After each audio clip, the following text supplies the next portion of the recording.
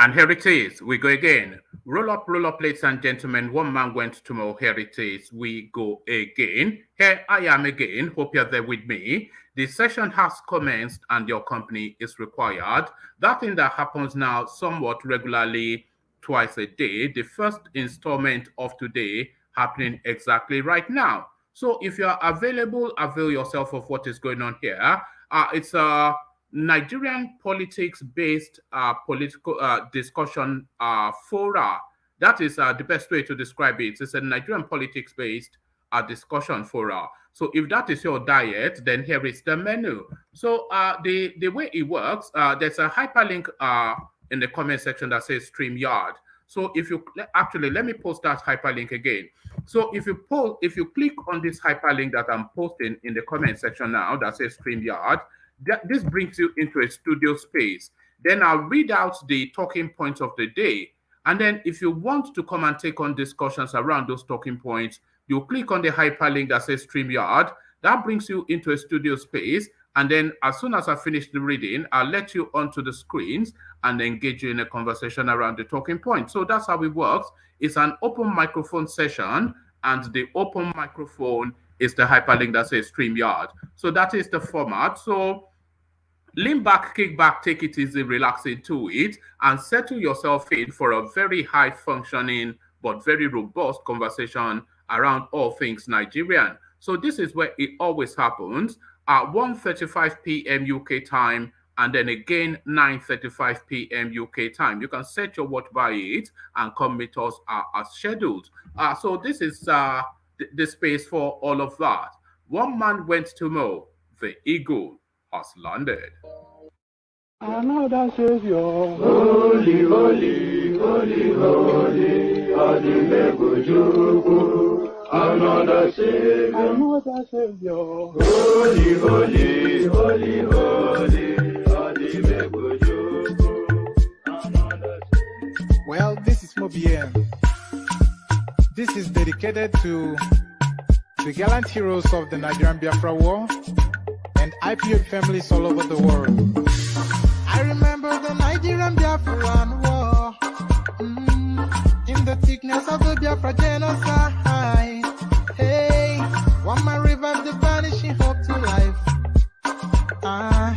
Let the great Biafran army to fight, and they were singing out, holy, holy, holy, holy, is another Savior. They were singing out, holy, holy, holy, holy, is another Savior. Holy, holy, holy, holy, is another Savior. Many years after the genocide, whoa, yet another great leader has risen up now. Oh, and he's leading the Biafrans to victory. Inyamadika yabika kwa namno wao. Hey, anamekele mazuche mefo. Mwanemo, it's an honor having you on board. When I'm singing along, holy, holy, holy, holy, Nandekano is another Savior. Just sing along, holy, holy, holy, holy, Nandekano is another Savior.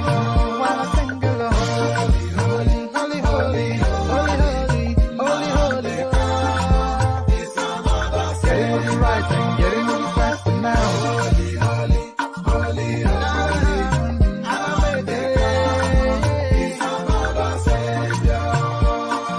Holy, holy, getting it right and faster. Never freedom. Is another Savior. Never freedom. Holy, holy, holy, holy, Nandekano is another Savior. another Savior, Holy, holy, holy, holy, Adimebujuku.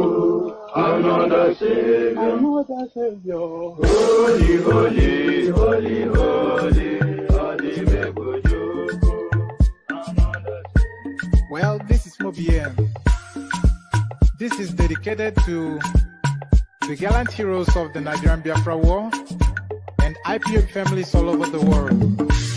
I remember the Nigerian Biafran War, in the thickness of the Biafra genocide. Hey, one man revived the vanishing hope to life. Let the great Biafran army to fight, and they were singing out, holy, holy, holy, holy, all the men will do is another Savior. They were singing out, holy, holy, holy, holy, all the men will do is another Savior. Holy, holy, holy, holy, all the men will do is another Savior. Many years after the genocide, whoa, yet another great leader has risen up now. Oh, and he's leading the Biafrans to victory. In Yamadika, Yabika Kokwanam Noah. Hey, Anamekele Mazuche Mefo. And there it is right there. Holy, holy, holy, holy. The farmyard singers from the eastern part of Nigeria. The farmyard singers from the eastern parts of Nigeria. As guys, I bring you this. Peter Obi offered me money to support him. I rejected it. Deji Adeyanju Lamba supporters of Labour Party presidential candidate who accused him of sycophancy. So there it is right there. So it is this language, they are trying to paint some sort of somewhat ludicrous piety around the Peter Obi name, as though he was some self-righteous person in the deepest of the depths of the back of beyond, as though he was glowing in hallowed lights, or I don't even know quite what I'm trying to phrase that as. But you get what my meaning is. They are trying to paint this guy as some pious person in the midst of muck and filth. But Peter Obi, of course, as mucky and filthy as the rest of them. Someone's been here to tell us that Peter Obi did not know that delegates were being bribed. You know, so, and that language is really what they wrap around this guy. But he does know that bribery is part of the politicking, and he's willing to pay his way through as much as his pocket can afford. And so the level that his pocket can afford, of course, is the level of people like Deji Adeyanju, and he tried that space even, and it seems as though he has failed. Peter Obi offered me money to support him. I rejected it. Adeyanju Lamba supporters of Labour Party presidential candidate who accused him of sycophancy. So, of course, I cannot verify what Deji Adeyanju said, so we have to go by his words. But then you have to take the weight of that word and why he is saying it. But that is what he said, and we'll listen in more detail to what he has to say shortly. INEC will not manipulate Ekiti governorship election results. So this is Mahmoud Yakubu. So for him to come out and say that is to then concede, not that any concession will be needed or is needed, not that any concession is needed. So for him to come out to say that is to concede not that any concession is needed, that they are writing results oftentimes. So he's acknowledging that they do that, and somewhat promising, vowing feebly that they will not do that this time around. INEC won't manipulate Ekiti governorship election result, Yakubu Mohammed or Yakubu Mahmoud. So if you believe him, then more fool you. But this more to the truth, still within the Ekiti election space. We can't stop vote buying in Ekiti governorship election, says INEC. So that's more what the expectation is. And if they come out to say they will stop it, just like it's telling us that they won't write results, we all know that all of that is a lie. We're expecting elections as per usual. The persons with the biggest money, the person with the deepest pocket and the largest amount of thugs wins the election in Ekiti State, just as it has always been and will be in this instance as well. We won't stop vote buying in Ekiti state election, says INEC. But then, of course, we had no expectation that you would stop vote buying in Ekiti election. So there it is right there. And then we go on to this one, which is I'm reading this to mean come and get me, come and pay me, sort of coded meaning. Kwakwanso speaks on stepping down for Tinubu and Atiku.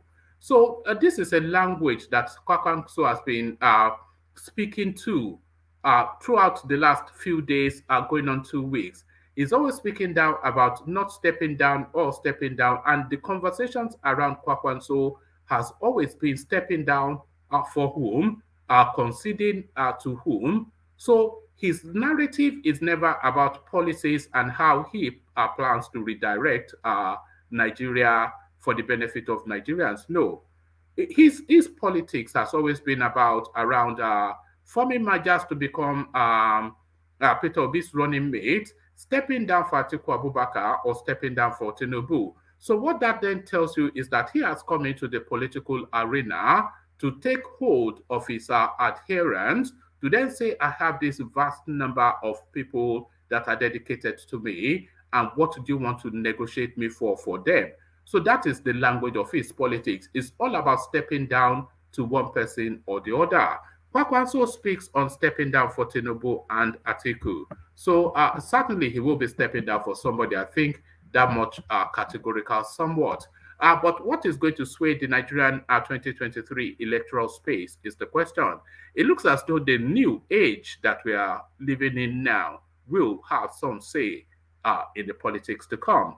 2023 presidency, social media influencers stage upset against APC PDP. So social media influencers stage upset against APC PDP.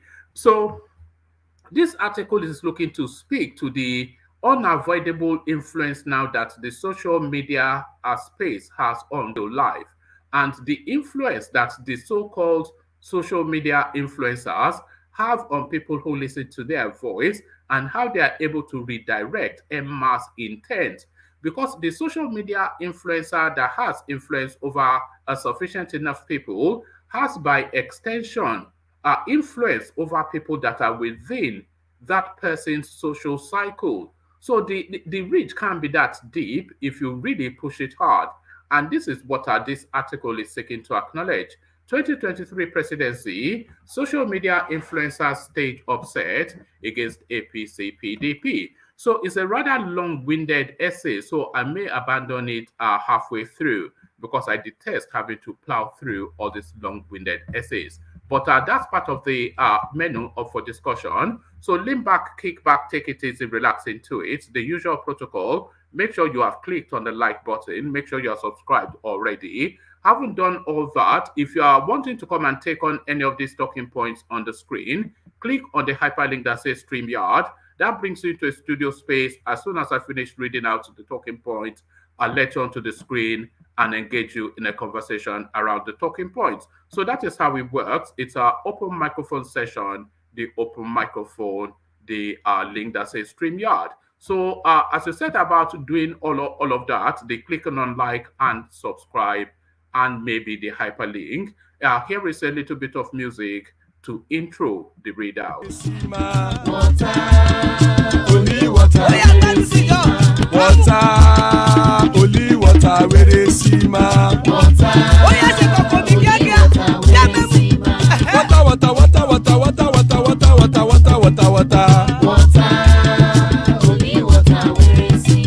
Hapa o naido.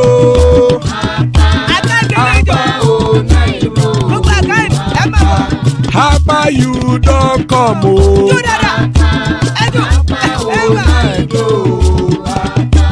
Hapa o naido.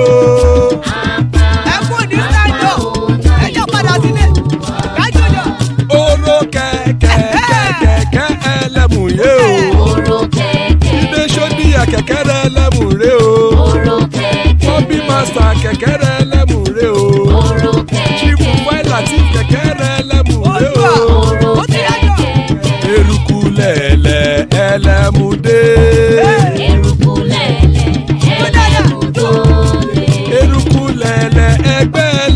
lóde ó jàre o. Eruku lẹ̀lẹ̀ Ghana ti dé ẹgbẹ́ bọ́dì o. Ọmọ ẹlẹ́yẹ ẹ̀yẹ ẹ̀yẹ o ó dìle o. Olúyẹ̀lá ẹ̀yẹ o ó dìle o. Petrosoname ẹ̀yẹ o ó dìle o. Petrosodunke ẹ̀yẹ rẹ̀ ó dìle o. Ẹlẹ́kọ̀ ọ̀run mú ìní o.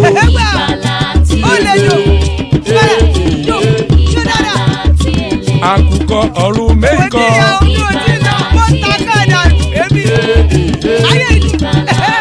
Ikú kò ní ríwà gbéṣe o.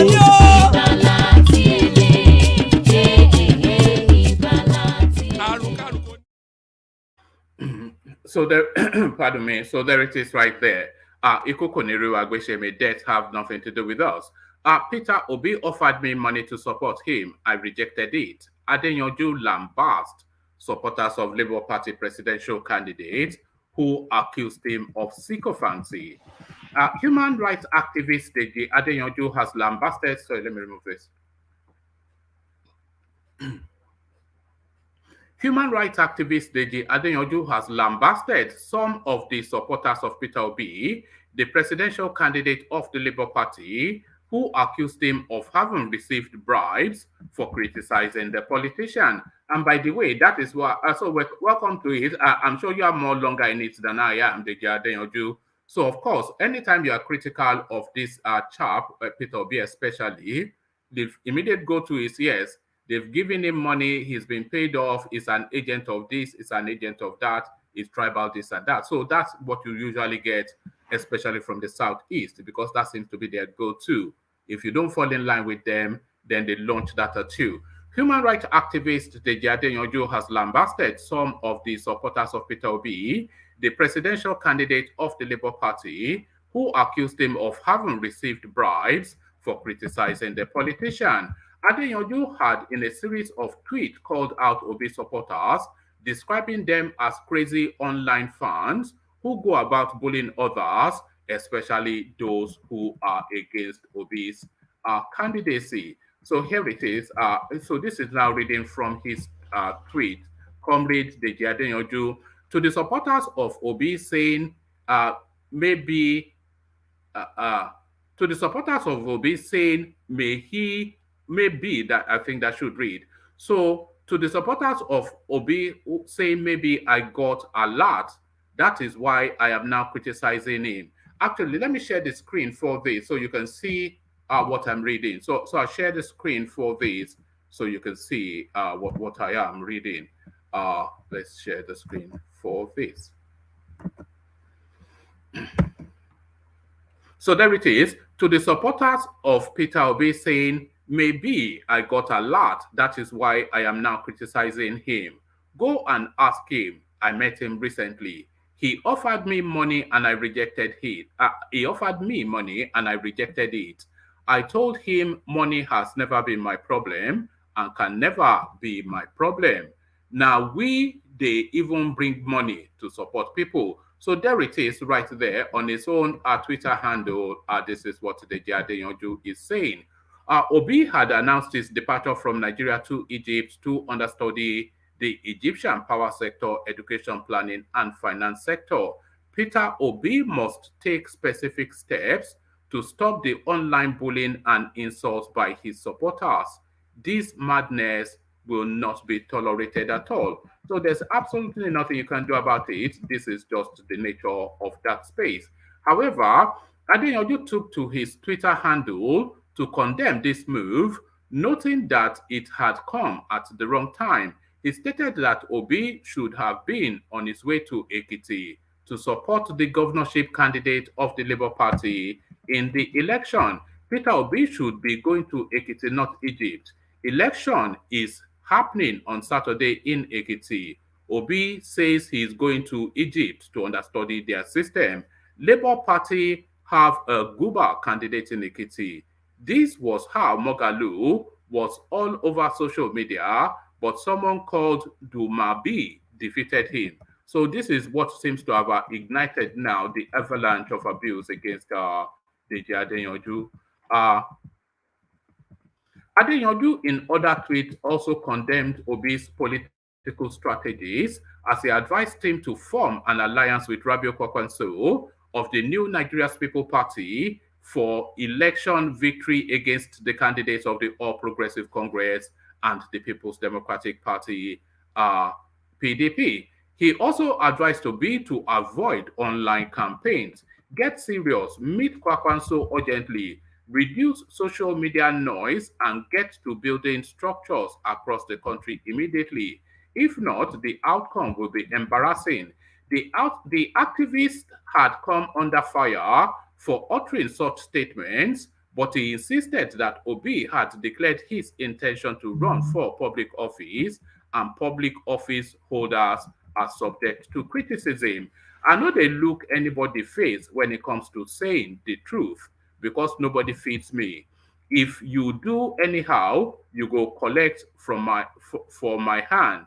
If I can be giving Buhari and his mad dog government back to back for 7 years non-stop, is it a newcomer Obi I won't give? So this is the thing now. The people that are often launching, they accuse you of tribalism, they accuse you of collecting money, they accuse you of this, that, and the other. But they fail to then acknowledge all the criticisms, even more so, that you have weighed against other political actors. So they discount that to narrow it to, they say you are jealous of Peter Obi, exactly why I don't know. They say it's ethnic, even though every ethnicity, it just tires me, that space, as you can tell from my voice. Meanwhile, some supporters of Obi accused Adeyanju of having received bribes, which allegedly fueled some of his criticisms of their preferred candidate. Reacting in a now deleted tweet, Adeyanju debunked the allegation, adding that he met with Obi recently and the latter offered him money, which he rejected. Adeyanju's tweet reads, to the supporters of Obi saying, maybe I got a lot, that is why I am criticizing him. Go and ask him. I met him recently. He offered me money and rejected it. So that should be, and I rejected it. I told him money has never been my problem and can never be my problem. Now they bring money to support people. So there it is. And it goes on. Kwakwanso's supporters are not abusing anyone. They are just on Facebook marketing their candidates. The insults and abuse by Peter Obi's online supporters will demarket him. I am already beyond irritated by their nonsense. They are already looking like Buhari's of 2014. Adeyanju, in another tweet, said he deleted the tweet because it was not necessary, as he advised Obi's supporters to focus on how to sell their candidate without resorting to bullying and insulting others online. Stay on the issues. Run an issue-based campaign. Peter Obi is coming to reduce waste, cut government spending, etc. If they insult you, ignore, ignore, and ignore. Try to win them over, not insult. And it is not everyone that criticizes Obi that is paid or hungry. Everybody can insult. He tweeted, had just deleted those tweets completely unnecessary. You all should just market Peter Obi without insulting anyone. Also accept criticisms from those who criticize him. Try to win people over with strong arguments and not insult. Tinubu is in Ekiti working hard for his party. Atiku is in Abuja. Obi is on his way to Egypt to study Egypt. Later, people will come and be shouting rigging. He also explained that not everybody who criticizes a candidate has been paid for doing so. So why the need to even explain that is a need is beyond me. But it is a need though, because you cannot criticize now without having to explain that you are not an agent of some. It's the most ridiculous space, the Nigerian space, especially what we are going through at the moment. There's nothing more ridiculous. Uh, why can you not this guy without being lampooned by his adherents? But then, of course, anyway, we know what is in place. So that is DJ Adeyanju then levying that allegation against Peter Obi that he offered him bribe. and that Peter Obi, that is, offered Deji Adeyanju bribe, and he, Deji Adeyanju, invited the ex-Anambra to get lost. INEC won't manipulate Ekiti governorship election, Mahmood Yakubu. INEC chairman Mahmoud Yakubu also, let me see, I think I've started, okay. The Independent National Electoral Commission, INEC, says its staff will not engage in electoral fraud during the June 18 Ekiti governorship election. INEC chairman Mahmoud Yakubu also appealed to the staff to uphold the commission's code of conduct, display usual sense of responsibility, professionalism, and firmly resist any unethical behavior during Saturday's governorship election. He made the appeal in Abuja and advised them to ensure that no political party or candidate was accorded any advantage over the other. Mr. Yakubu said from June 2021, when INEC released the timetable and schedule of activities for the poll, it had collectively implemented several activities and taken every step to guarantee a free, fair, credible, and inclusive process.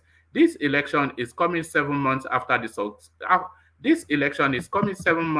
successful conduct of the Anambra state governorship election in November 2021. But it will be historic because it is the first governorship election to be conducted based on the provisions of the new Electoral Act 2022, explained Mr. Mahmood. At the stakeholders meeting held on Tuesday, assured the political parties, their flag bearers, and the good people of Ekiti State that the choice of who becomes the next governor of the state is entirely in the hands of the voters. He added, I said so confidently because I strongly believe in the commitment, efficiency, and determination of all of you, our dedicated staff, to ensure a level playing field on election day, which is just 48 hours away. So the Ekiti State governorship election is one that we should follow with keen interest, of course, because as this Fulani guy rightly said, this is the first test, this is the first outing of this new electoral bill and this somewhat electronic transmission of results. So we'll see how all of that plays out, and we see what loopholes are within that they're going to explore for rigging in 2023. Because, of course, they'll be carrying out the same study to find the loophole for rigging. We can't stop vote buying in Ekiti governorship election, INEC.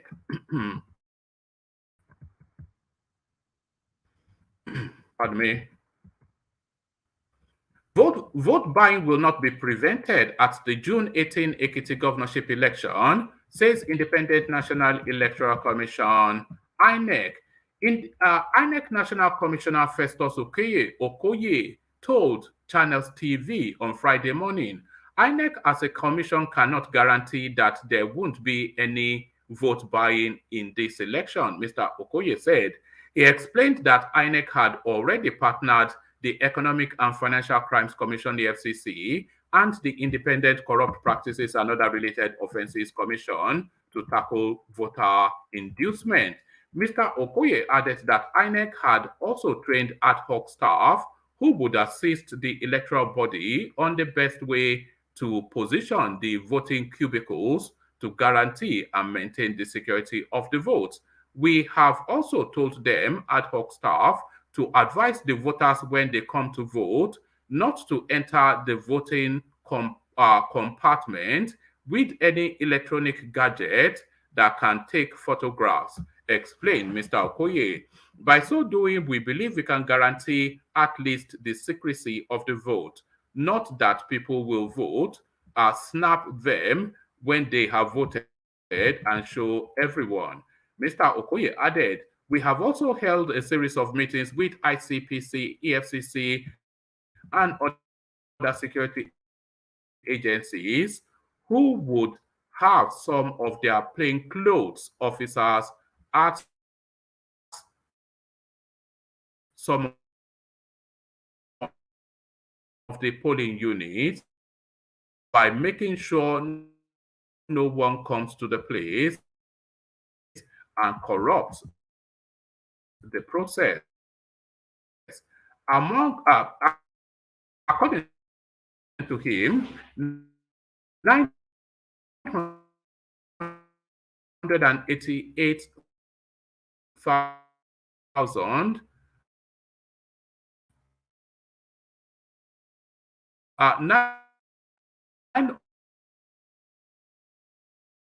988,000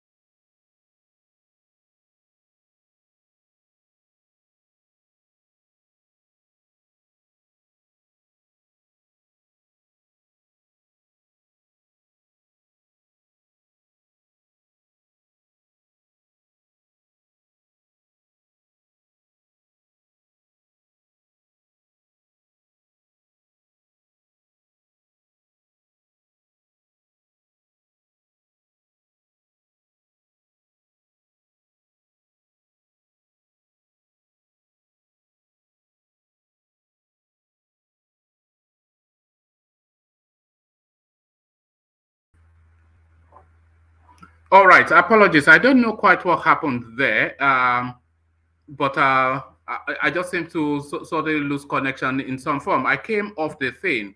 I'm not quite sure how much of the readouts you heard. So, what was the last readout you heard? Can somebody indicate to me which was the last readout you heard? Um, let me bring Thomas on. Thomas, are you there? Yes, I'm there, one man. Yeah. What was the last readout you heard before I lost Uh, that? yes, you started with the last one is the election in Hekiti. All right. Can you remember the Yes, headline? yes. The headline is the what do you call it? The Hekiti said they don't have power against buying votes. All right. Thank you. So So I pick it. you read that one No, no. finish. Continue That, from the next topic. so I finished that one. Yes, you finish that one. Yes. All right. Thank you. So thank you, Thomas. So let me go on from there. So the one I was going to is Kwakwanso. So Kwakwanso speaks on stepping down for Tinubu or Atiku. So I was saying that Kwakwanso is essentially up for negotiation because he's not intending on being on any ballot, but he wants to show the mass that he has and then use that to negotiate either for money or something else. Because he's in negotiation with Peter Obi to be his deputy, to be his vice, also opening that window still for him to be bought off by the Tinubu or Atiku. So Kwakwanso speaks on stepping down for Tinubu and Atiku. Ahead of the 2023 election, the presidential candidate of the New Nigeria People's Party and national leader of Kwakwansia movement, Rabiu Kwakwanso, has affirmed that victory is sure and Bola Tinubu and Atiku are not threats to him. Speaking in an interview with correspondents, Kwakwanso said NNPP is popular across the country and it will not be stepping down for anyone. The presidential candidate said Nigerians are yearning for someone who can unite the country, improve the education system, and end the issue of insecurity. Kwakwanso added that his party has always cared for Nigerians, especially the poor masses. He said, I won't be stepping down for anyone. Our party is popular across the country and we're sure of victory at the polls. Our candidacy is based on capacity and performance. Nigerians will not vote for any experiment now. So I'm not sure if that was pointing in the direction of Peter Obi, of course, because he's somewhat the experimentation in the field at the moment. Our candidacy is based on capacity and performance. Nigerians will not be voting for any experiment now. People are looking for those that have done it better in the past and people who are trusted. Nigerians want someone that can unite Nigeria, improve the education system, and end the issue of incessant insecurity. We've always cared for the people, and many, especially the poor masses, were happy that I got the presidential ticket of the NNPP. On the issue of seeing Tinubu and Atiku as threats, Kwakwanso said it is not in his power to defeat them, but the masses would vote them out. According to Kwakwanso, the difference between him and the other candidates is clear, especially as they are not new to, as they are not, let me take that again. According to Kwakwanso, the difference between him and other candidates is clear, especially as they have nothing new to tell Nigerians. He said, it is not me that would defeat Tinubu and Atiku. Rather, it is the masses of this country that believe in us. Although I and the party will only be a symbol on the ballot paper, it is the people that will go to the polling booths to vote them out, because the difference between me and the two other major candidates is very clear. So it's quite pointed that he sees his battle essentially with APC and PDP. They are well known to Nigerians, and they have nothing new to tell Nigerians.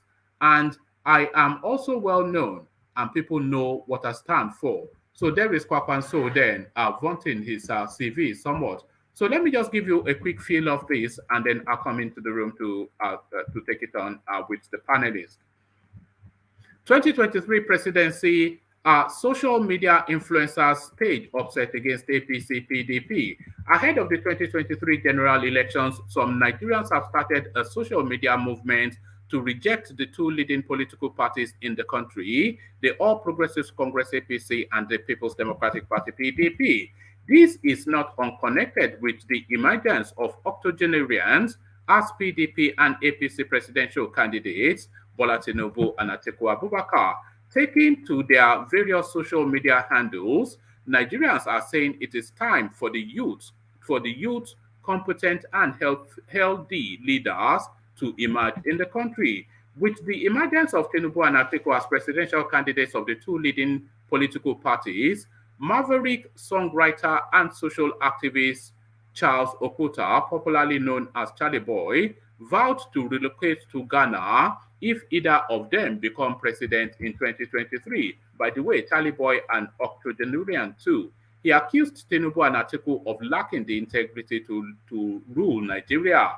Tweeting whilst displaying photographs of both presidential candidates, Charlie Boy wrote, "They can be as articulated as they want, but we trust integrity, not word." So I think that's somewhat Peter Obi's mantra there. Nigerians have been through enough tribulations, no more tinubulation. If any of these two win, I go just leave una waka go Ghana, go beg them for citizenship. Buhari will look like a saint. On her part, co-convener of Bring Back Our Girls BBOG Advocacy Group, Aisha Yesufu, rejected Tinubu and Atiku's option ahead of the 2023 presidential election. Yesufu urged Nigerians to vote against them because they are not an option. She commended Nigerians for their renewed drive to vote against APC and PDP in 2023. Tinutiku, hashtag Tinutiku is not my option. And the more mistakes they make, the better for them not to be voted. The one that is an option is the one I will scrutinize the more so he doesn't drop the ball. You get it? So this is her signaling her criticism of Peter Obi. APC PDP decided to be unfortunate and Nigerians are taking matters into their hands. I love it, she tweeted. Recently, social media influencer and skit maker Mr. Macaroni asked Nigerians to get their permanent voters card PVCs ahead of the 2023 election. He had tweeted, "Every day we find ourselves dealing with one form of insecurity or the other, killings, kidnappings, and attacks on Nigerians across different parts of the country. Our leaders have failed us. We must be part of the movement to usher in a new dispensation. Get your PVC." Despite the renewed social media drive, Deji Adeyanju, a social political commentator, believes that online voting does not amount to actual physical vote. Speaking to correspondents, Adeyanju said the PDP and the APC do not take the online clamor for votes seriously. He explained that most of those clamoring for votes online do not have their permanent voters card PVCs.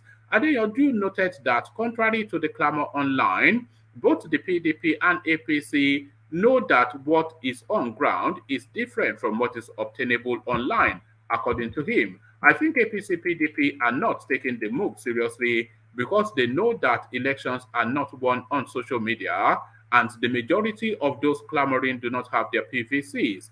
They know that elections are not won in urban areas. If you look at the composition of electoral votes in the country, or should I say electoral college, social media is not one of those places where elections take place in Nigeria. They know that this abdication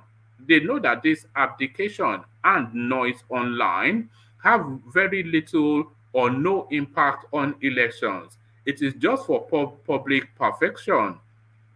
And that is why you can see that both parties don't care. There are no polling units on social media. Abuja-based rights activists, the Abuja-based rights activists stressed that those clamoring for votes online do not participate in actual voting. He said, if you look at it, people online don't really vote because they don't have the. He said, if you look at it, people online don't really vote because they are not patient enough to stay on the queue to go through the rigor of accreditation. They are not patient enough to go through the rigor of voting and staying behind to count the votes. So that is the challenge and why the majority of the political actors don't see the online noise as anything. On his part, the former acting national chairman of the APC, Hilad Ete, said the party has nothing to fear. He told correspondents. He told correspondents that most of those agitating online will vote for Tinubu in 2023, stressing that such is not a new thing. Let's let's assure you that the APC Let's assure you that the APC has come to stay and we will have an Ashiwaju presidency. The agitation is not new because it has always been with us. Go and check. The impact of social media on Nigeria's political process is less than 10%. Go to the north that has the bulk of voters in this country and find out if they are on social media. And this is what I always say, go to Mukhtar Ladi in Sokoto and ask him about Peter Obi, and he will take you to the chemist shop to say that your brother is looking for you. So there is nothing new, and APC has nothing to fear. Half of those making noise will cast their votes for APC, he said. So there it is right there. So that is the cold reality of politics, or is it? Ifeanyi, I see you. Thomas, I see you. The Mighty Ajale Koko, I see you. And who else do I see? Baba Kure, I see you. So good to have you, gentlemen. So let's go first then to Ifeanyi, who a new voice in the space. So Ifeanyi, are you there? All right, you are not there. Okay, so if Ifeanyi, are you there? Can you unmute yourself, because that is the whole point? Okay, I'm going to let you go because there's absolutely no point you just been. So let me go then to Baba Akure. So Baba Akure, let me come to you. So this space that the Jiade Yonju has opened up, indicating that that he was bribed by Peter Obi, which he rejected, which speaks to the money politics that we all know that all Nigerian politicians participate in. So let's not beat about the bush. Peter Obi has been long in Nigerian politics, and he cannot say not that he has not parted for money to move his career forward. This is certainly what the Jadenyoju is suggesting, and he's also speaking against just this rather vicious, venomous elements. It's just a small element, but they are so vocal online elements that seems to back the Peter Obi space. And they are just throwing all manners of poisoned arrows in the direction of anybody that draws breath that is not in favor of that guy. So to that, Ababa Kure. Good morning, everybody from here. And thank you for having me this morning. Well, to start with, I'm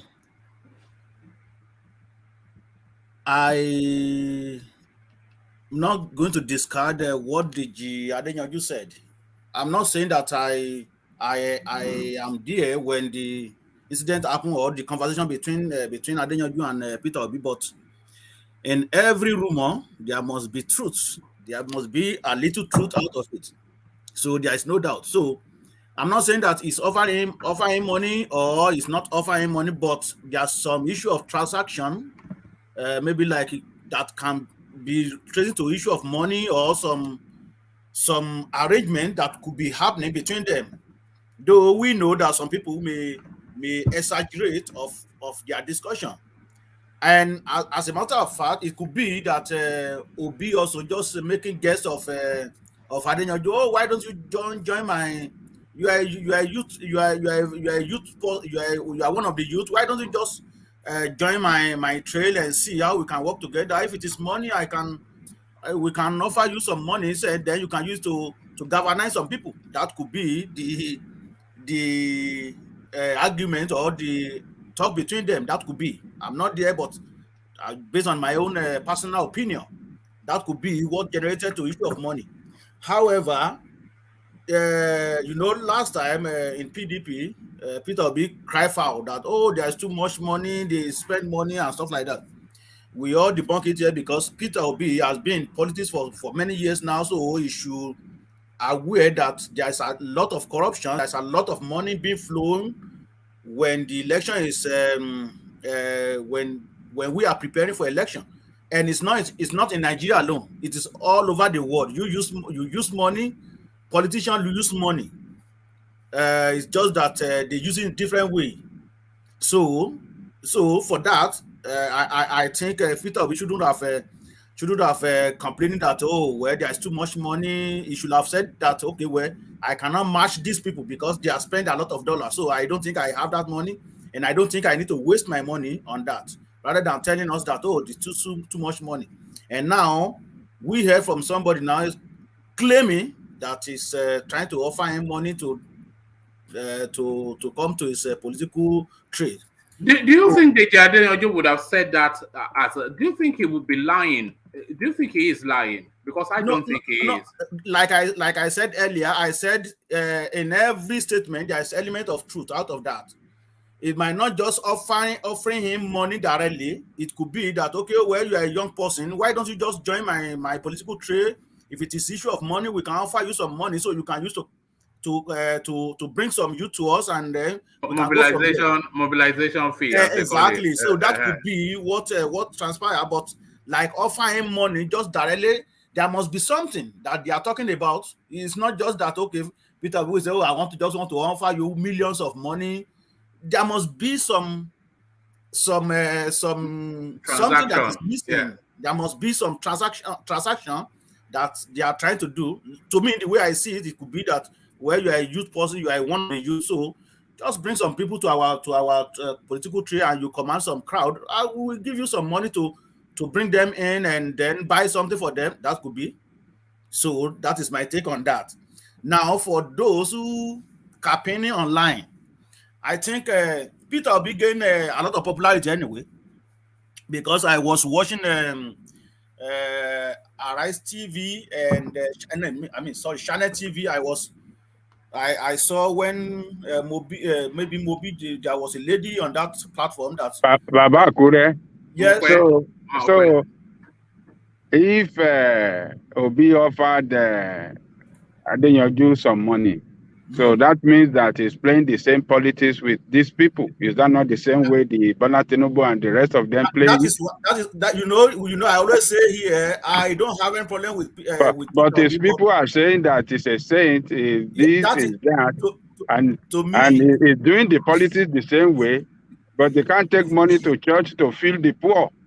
So to me, politician is always be a politician anywhere in the world. So were you telling me that somebody is not using one wristwatch for 30 years, using one shoe for 15 years, and not kind of that's just story, that's just sweet mouth talk.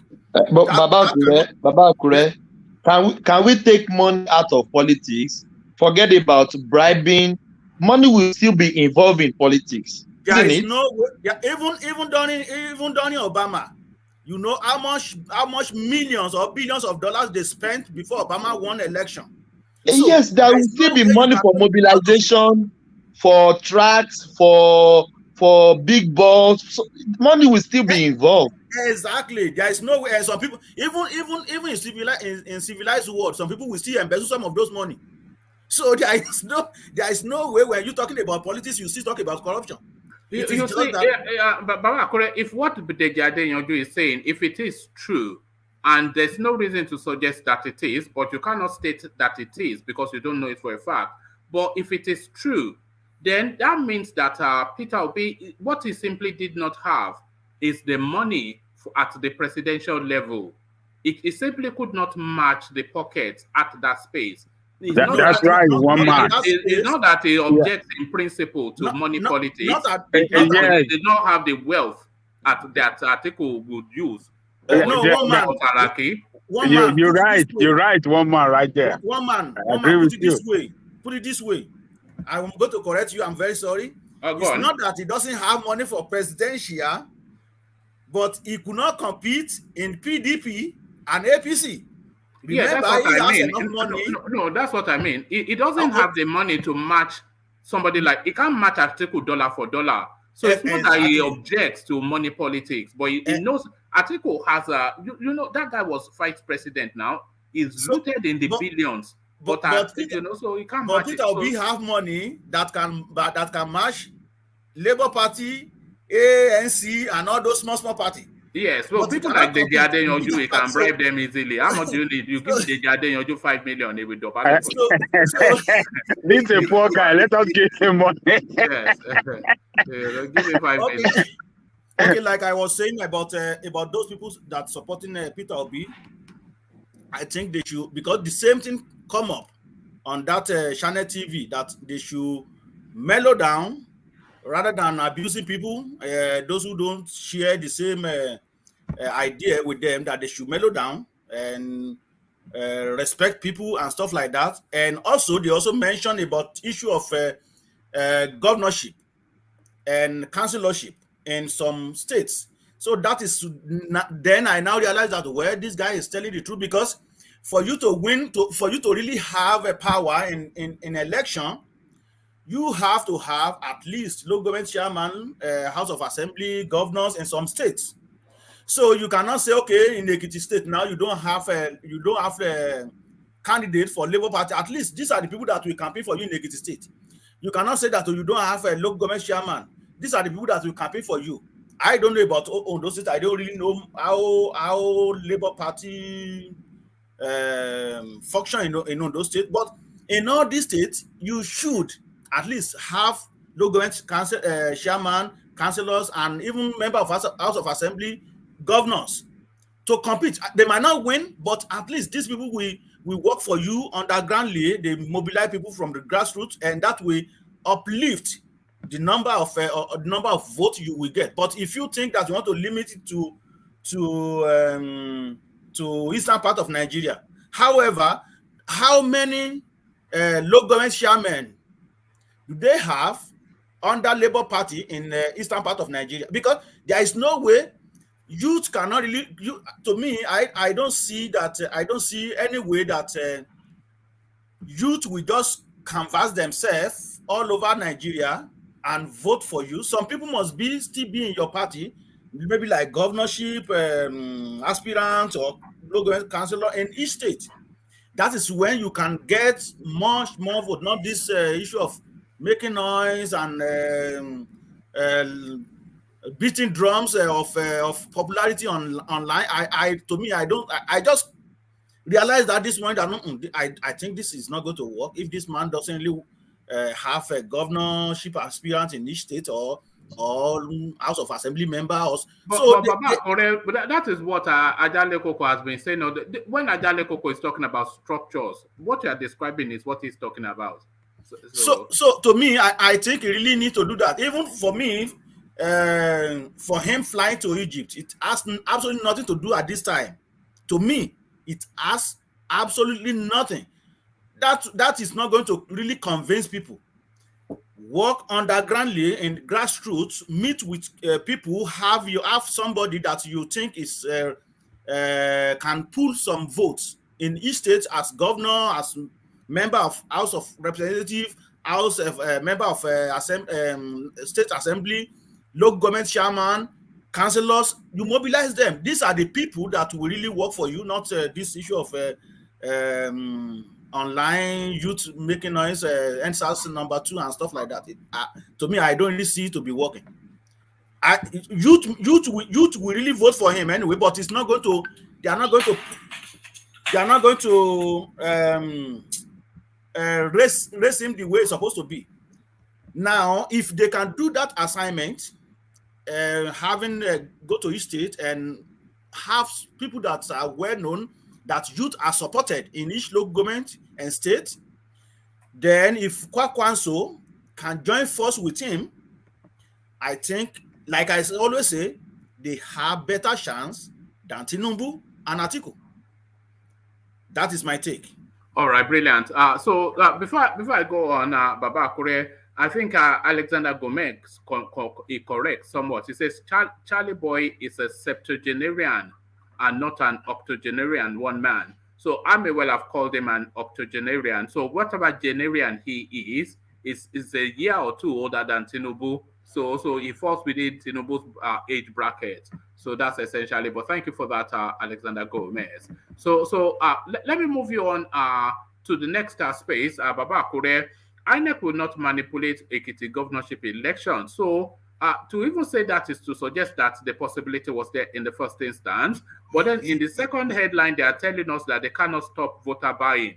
But really, the test of this Ekiti governorship election is the first outing of this new electoral bill that Buhari has passed, and this now much celebrated or with much expectation upon it, electronic transmission of results. So we are watching that space. What is your expectation from Ekiti in terms of INEC's performance? Well, INEC will perform better to my knowledge based on the law that they just passed and the car reading machine and stuff like that. But there is no way we can stop election rigging in Nigeria in as much that we still have these people in the helm of government. Now, this morning there was a video that surfaced that they already shipped about 10 luxurious bus to Ekiti State. This bus full of army. So what do they have to do in Ekiti State? Because in this case, they are going to suppress the number of votes because some people will not really come out. having military patrolling all the streets, a lot of people will not come out. So, and we've seen in so many situations whereby if you do not carry some political party card and they notice that you are not going to vote for particular political party, then they will find means or the other to block you or to say that you've already done something wrong and they will hold you until when they finish the election. So that is part of rigging if we look at it technically. So INEC will likely try their best, but for them telling us that they cannot curb the vote buying, to me, I think it is one of their duty to make sure that the election is transparency. If you but vote buying is a police matter, though, not an INEC matter. Technically, but at the same time, they also have. If you have a presiding officer on a site, and you see some people offering money, and if police want to turn blind eye to that, you are also obliged to let them know that that is. Can you see what is going on there? And you as well, you can make note of those people and report that to your superior. I think with that will also have long way to go, because we know technically aware some people we already see these people. But the funnest part of it is that both PDP, APC, whoever party that may be in the Ekiti State, all of them will offer money. There is no way. So it means that we are not expecting legitimate vote, but the only difference that can see is that, like issue of written number, wrong number. If somebody gets 5 and you give them 50, that might little bit cut. But the issue of buying voters, I think is going to be across all the parties because everybody wants to vote. So they usually do that, and it is up to the voters to resist that. Okay, we are not going to sell our vote at this time. We want to vote our conscience. It doesn't really matter either you want to vote for APC or you want to vote for PDP or you want to vote for Labour Party or you want to vote for ANC or you want to vote for YUYP or whatever they call their name. that is your choice. To me, I don't care if it is APC or PDP or Labour Party. I vote for whoever I want to vote for. That is my conscience. It doesn't really matter if my vote counts. It doesn't count, but I exercise my civil right and I vote my conscience. It doesn't really matter to me, either PDP or APC or whatever. So that is my take on that. All right, Baba, what are you making of the fact that Tinubu is in Ekiti State canvassing for their candidates? So the people in play are Abiodun Oyebanji, BC Kola, that's the APC candidate, BC Kolawole, the PDP candidate. But then the name really that highlights from all of it all, Olusegun Oni, SDP. But Tinubu there, so this is the first outing of politics under Tinubu's name as the lead somewhat of the party. So what are you making of the fact that he's in Ekiti pushing hard for his party to come out victorious? Well, he's doing well. I think he's doing what everybody what I think a political aspirant or leader or presidential nominee of one particular party supposed to be doing for their subordinate or for their member, at least to come. I mean, who people at least to vote for them, because voting for if PDP wins Ekiti State, so automatically he already knew that, okay, well, I'm going to get that state. So I think that is what he's also doing right now. It will be so in as much as he win one state, it will be have at least rest of mind in that state that, okay, technically I'm going to win that state. So I think what he's doing is right. It is just that Mr. Obi also supposed to be there having a candidate, because to me it seems like a lot of youth love him, and I think he really need to take a step into that direction also and see how he can bridge the gap between him and Ekiti State. So I think he should do that. But for Tinubu, I think he's doing well to me. Do you think if APC wins the Ekiti State election, Tinubu can leverage that as a referendum on his candidature? Of course. And use that to say that this is my first outing as the fight. Can he use that politically to propel Yes, and yes. Like I said earlier, if he get that state, he will be rest assured that, okay, well, that one is mine. Because there is the governor in that state, we make sure that he deliver the state at least. I think he is doing well, and I think he's going to, if he does win, like you said, he will be very happy about it, and that will boost his scores. So that is my take on that. And it is just I really want things to change up in this coming election. I want PDP, I want APC, I want Labour Party, so that then they will now come to their sense that no, we don't have monopoly of power. So we really want that. Let Labour Party get some House of Representatives and Senate. Then when they get there, they will have sense. Because remember, if you cannot win majority, then you are in a big problem. You need the alliance of other party. Like all this rubber stamp, they just stamp everything that comes into their way. If let's say Labour Party have like 20 senators and maybe ANC have 5, they just share it. So you will need support of those people before you can pass any vote in the. As a matter of fact, they can even remove the Senate president anytime they want. We really want that in Nigeria, so that people will come to their sense that no, we're supposed to be doing better things. And we are happy with what is going on right now, because a lot of PDP, a lot of APC, House of Rep, most of them are losing their seat for their counterpart right now, or even for member of the party. Look at this guy, the Senate president, who has been that since 1999. Now he is struggling. That is exactly what we want. So that do you know that they are threatening the life of the guy that won the ticket? If he doesn't step down, he will be buried. They cannot do anything. They're just making that noise. Remember, the youth already mobilized themselves also, and they went to their emir palace. That this is the person they want. And we are very happy about. They might be from the same party, but that will resonate in some politicians that know they should be doing what is right, not just everything they come to your table, you just tap it. And Nigeria is in big trouble right now with debt that the money that we are going to make for next few years is going to use to service debt. It is very pity for these people who are fighting for president itself. Because when you get there, what are you going to get money to finance it? Because most of this money will be going to service debt.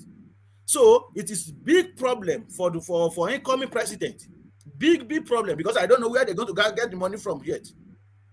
We had that debt that they have to pay, and about 70 to 80% of revenue will be servicing that. So we are still in a big problem anyway.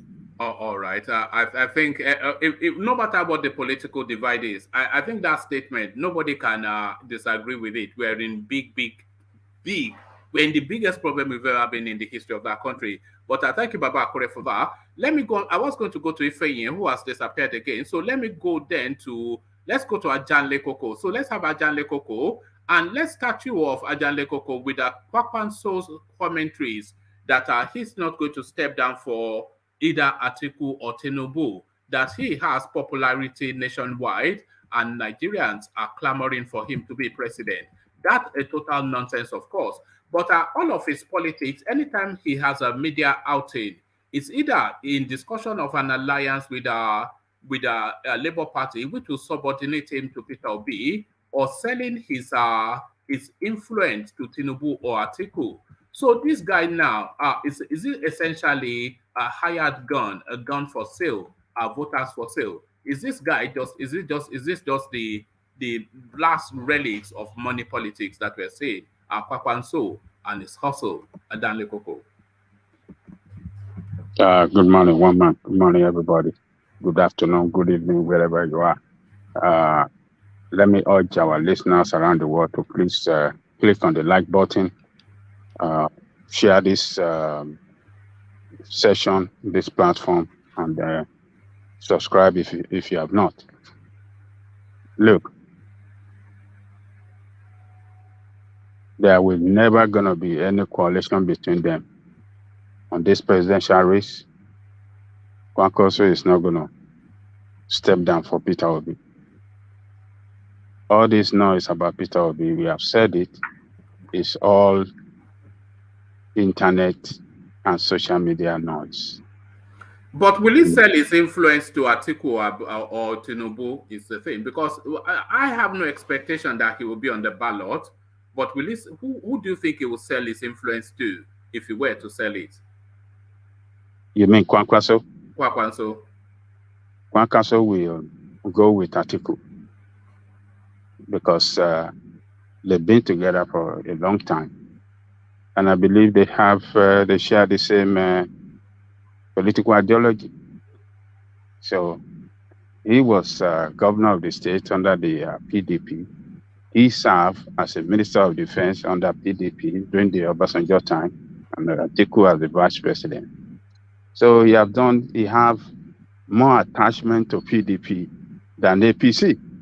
So I don't see him going, and particularly Ganduje as the governor of APC in Kano have subjected this guy to mistreatment,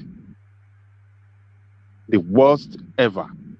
Do you know that Ganduje denied this guy his pension, the pension that he supposed to be taking as former governor? Ganduje denied it. Ganduje did a lot of bad things against this guy in Kano. So that bitterness is there, and it will never go. It will never work with APC, because working with APC will automatically put him under the leadership of Ganduje, who is the governor of that state. So that's not going to happen. Forget about APC. So if at the end of the day that this election we don't have a clear winner at the first round and it's going to rerun, they will align with PDP. That is what Kankaso we align with PDP with Atiku. So for now, Kankaso party is very strong in the Northwest. That is their strongest base, among within the federation. And where is the base of Labour Party? Zero. Why should somebody that have a base, somebody that have you've gone off somewhat. Hello? Yeah, go on. We can hear you now. Can you hear me now? Yeah, okay. Better. So why should a party that have some Senate at the National Assembly, local government chairmen, House of Rep, and all the rest surrender to a party that doesn't have nothing to show for it, all because of one person running a presidential race with the loudest noise coming from non-voters, internet army, unreliable supporter,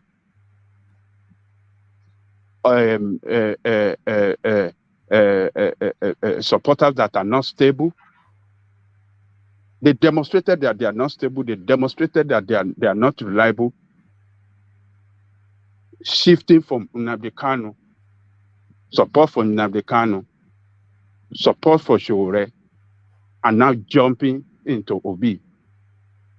What they done to Nnamdi Kanu and Sowore is the same thing. They're going to switch away from it. It's a matter of time. The time will come, they will run away. They will jump. Another noise will come from somewhere, and they will run to that noise. So, Wama, I don't see Kwankwaso stepping down for what do you call it, Obi. I don't see any. They cannot. It can't work. They can never work together. It's just their meeting, the one they had in the past, is just a meeting of eating Apu, Ishewu, and Pepe, Tuwo, Kinshafi, and eating together and drinking wine or whatsoever. They can never work together at all. We don't know in the future. We don't know in the future. But for now, for this presidential race, this guy should concentrate on building Labour Party. If he really believes in that party, he should concentrate his effort in building structure for that party across the country. Ajahn Lekoko, do you think he does believe in the party, or is the party just a vehicle for his ambition, just for this window? And if he doesn't really, depending on the numbers, he might just leave the party and go back to APGA. He just wants to use that party as a vehicle, to propel his presidential ambition. His political ideology and his economic philosophy does not rhyme with that of Labour. Or it does not rhyme with that of Labour. So he just jumped into that party to pursue his political ambition, and no more, no less. That is it. The one of Ekiti that we are talking about, he said he went to Egypt to understudy their electricity, this thing. Our problem, Nigerians can solve their problem. We have the talent, we have the wherewithal, we have people that can solve the problem in Nigeria. The problem to our electricity, it is centralization of generation, distribution, and all this. This is just centralization of that. The moment we break everything up, decentralize it, the problem will stop. And everybody, state by state, local government by local government, if you want to do better, to start generating their electricity, and we will find solution to the problem. I can write paper on the solution to our electricity problem. I'm not going to, is that not the meaning of us? We're going to Egypt. We're going to Egypt. Where is Egypt? How dare you want to? Well, be can I moving cut us? you? Can I cut you? Yeah, come in, Xero. Can I cut you, please? Yeah, go on. Please, please. There's no example of a country where you cannot go to take a look at what they did. No country is too small. No country is too cheap. And going to Egypt, there's nothing wrong in that. You could as well go to Armenia or to Canada. It is not the country, but it's the project. I think what Ajale Koko is about the project. I think what Ajale Koko is suggesting is that the Nigerian situation is unique and peculiar to itself. So it's not really the solution from Egypt, but it's really in the policies in Nigeria. No, but the Egypt one is gas powered. It is gas powered. The reason why Europe is coming to Nigeria now for its gas is because Russia has cut supply. So everyone is looking towards gas. The Egbe is gas powered. The Egbe generating station is gas powered too. We have gas power station too. What? Guess the amount of money they spent on the Egypt power plant. That doesn't concern us. Forget about Egypt. No. It concerns us. Forget about this. It doesn't concern us. Okay, hold on, Ajale Koko. Let's go to that space. However much money they spent in Egypt, the Nigeria has a corruption problem. Egypt has a corruption problem too. So even the money they spent in Egypt is too much. But what they spent in Egypt is not going to solve the corruption problem in Nigeria, because we know Nigeria spent 10 times to do half the job for anything. So that's why Obi went there. That's why Obi went there to see for himself firsthand what they spent that money for, and that generated double their electricity.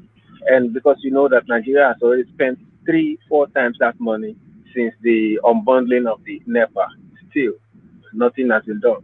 It started from Obasanjo's regime. So that is why I just want to make Obasanjo or Ajale Koko understand. No matter how many papers you are not better than Batunadi, former Minister of Power, who has his submitted, but wasn't even allowed to touch it. So we have a deeper problem, please. You know, the problem we have with electricity is the guy that they put in charge. Because when it was under Fashola, we were seeing some very slow but consistent improvement. Then they took it from Fashola and gave it to some Aboki. The moment I saw that guy on NTA, and he was telling you that he couldn't even speak English, you know, and he's in charge. But because English is not the measure of anything, you know, but you expect somebody that is in charge of the power sector to be able to speak English. So somebody that can speak English is in. So I think that's really where the problem is. But thank you for that. Back to you, Ajale Koko. Okay. Sorry. I think Joe wanted to come in. Joe, did you want to come in? Yeah, I just wanted to say something. Good afternoon, everyone. Good afternoon. Yeah, the going to Egypt is not actually the problem, but understanding the peculiarity of each nation matters a lot. If you spend 10 naira to build that project in Egypt, and they showed you everything that they use the money for, when you come back to Nigeria, it will be a different area entirely. So you can say, oh yes, I've seen £10 being spent there, then it's exactly £10 here, without solving the underlying issues like the corruption that you have mentioned. And looking at Egypt, it's possible that their power may be regionalized, sort of. For instance, the Egbe power station that we have, if it's to power only Lagos State, then we have more than enough power. But when they generate that, they have to connect it to the national grid, and then before they can distribute, it won't work. And looking at Atiku, take for instance, Atiku is one of the major distributor of generators in Nigeria. There was a time on radio, they asked him a question, why do government houses use generator? He said, yes, they still have to use generator because if they don't use it, work will not go on. That there won't be work. So if someone like that should come in, I think they should look at the peculiarity of each of these problems we have in Nigeria. We don't really have to go too far. It's like going to Sokoto to look for something when what you are looking for is in your Sokoto. So that is the way I see it.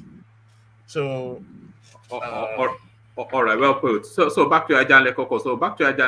So you were on Kwakwanso and who he's going to sell himself to. So Kwankwaso and Obi cannot work together. And like I said earlier, if the election has to go into rerun, Kwankwaso will team up with Atiku. Obi too will team up with Atiku. That is the party they're coming from. Because at that time, he will want to remain relevant. He want to align with a party that he share the same political ideology and economic philosophy with, which is EDP. He will never go to APC. He will not align with APC because all of them have been criticizing APC, the way the APC have governed that country politically, economically, and security-wise. Kwankwaso will not go to APC. Obi will not go to APC. They will collapse. They will form alliance with PDP. That is where they're still going to go at the end of the day. So all these supporters for Obi, you should see that coming your way. I wonder what you're going to say when it comes to that time, because that's a critical time of decision making for the country, for Obi and Kwankwaso. And I want to tell you one man. Everybody can take it to the bank. All of them will go PDP way, because PDP will be the leading party they believe they can work with and they can bargain with and they can negotiate with for their for their political future. So, I think it is. I think it is too late for. I think Peter Obi has to play it to the very end now, because it is too late for him to subordinate or negotiate his influence now, because a lot of people are saying that he's just a vehicle to have an expression, to say a certain thing to the Nigerian space. And I think that is why they are following him, not necessarily even for him, but he represents what they want to say to Nigeria and for Nigeria to be. So if he compromises that influence, it will be almost unforgivable. No, he's not going to compromise it now. He will take it to the election. He will remain in Labour Party. He and Kwankwaso can never agree. They can never work. People should just forget about that. That is because one person has to step down for the other. Kwankwaso is a candidate of the party. He is a candidate of his party. Is he going to collapse the Labour Party for Kwankwaso party, or will Kwankwaso collapse his own party for Labour? It's not going to happen. But what I'm saying is that if the election have to go into rerun, if there is no clear winner at the first round, Obi and Kwankwaso. Okay. When it's clear that it's out of play. When it's clear that it's out of play, it will collapse his party into PDP. They will all line up with PDP. That is what I'm saying that is going to happen. Kwankwaso, both Kwankwaso and what do you call it? Kwankwaso and Labour Party, they will align with PDP and even some other party. Because all they will see is APC is the enemy of the country. It is APC at play that has destroyed this country. Let us kick APC out. And when we get to government, we can start working out how we will build this nation back up, So that is what I'm saying. That is what is going to happen. All right, Ajale Koko, I want to acknowledge two comments. One is a super chat, but one, I'm acknowledging it because it's both funny and it speaks to what we have been speaking about. So here is a super chat from RD. He says, hello, good people of Nigeria. So hello to you, RD, and thank you for that. But you can say more on the super chat than just hello, but hello, good enough also. But this is the one I really wanted to highlight to you, Ajale Koko. And this is from Parigodo. Parigodo, he calls himself. It says, Peter Obi for life. You people are fake. Jealousy killed una generation. He or she talking bad against Peter Obi. Thunder fire you. Strike una generation. Idiot fools. Look at that. This is it. Oh. This is it. This is it right there. Peter Obi for life. You people are fake. Jealousy killed una generation. He or she talking bad against Obi. Thunder strike una generation. This is it. This is what the Jade Yoju was saying. This is what my is unbelievable. It's as funny as it is ludicrous. That's it right there. Let me ask. That person that wrote that thing, how are you sure that person is Igbo? That's one. And two. No, but it's a big supporter, so it doesn't matter if it's Igbo or not. Okay, good. Then two. How is that person? How is this comment he made Obi's fault? No, it's not Obi's fault. What people are saying is that this sort of commentaries is demarketing the Obi, because a lot of people are invested. I am invested in Peter Obi too, and that is why we are interrogating him. But people don't even want to hear even a breath drawn against Peter Obi, and you get commentaries like that. And that is even Temo. If you were here yesterday, they nearly made Solomon cry. So this is what happens. But it's quite a thing. It is quite a thing. When Ajale Koko talks about this kind of supporters, he refers to everybody that likes Obi. He says it here. So you should also try to caution Ajale that you are also a supporter of Obi, but you're not like that. These people are on the ground, on the street level. People speak like that. People say so many things on the street level, and the internet is democratic now, so anybody can just type. What they are expressing, but it is not just coming out the way it's supposed to come out. They don't know how to type. But a lot of people say we are criticizing Buhari every single day here. He's the president of Nigeria, so he must have a followership, maybe larger than Peter Obi. But not once have I ever heard anybody to this level and even a higher level of abuse for you being critical of Buhari. Because Buhari is a total disappointment. Buhari is a total okay, but we criticize Atiku, we criticize Tinubu. Sorry, can I comment? We criticize everybody, but we don't get this apart from under that banner. You know that now. Do you not know that? I'll leave you to your comments because I don't want to speak for anybody. I don't want to speak for anybody. The point is that I think I've observed in the recent time that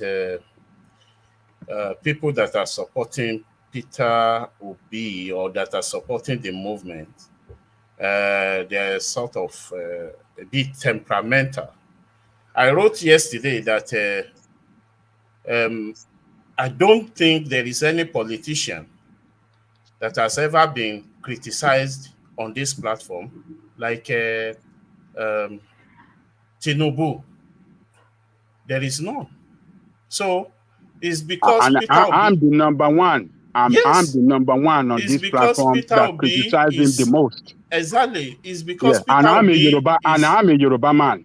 No. In fact, let's take that tribe or ethnicity. No, I'm just saying it that exactly, I am a Yoruba man, and I criticize him the most on this platform. I think the best thing is nobody is saying that Obi is not the best man for the job.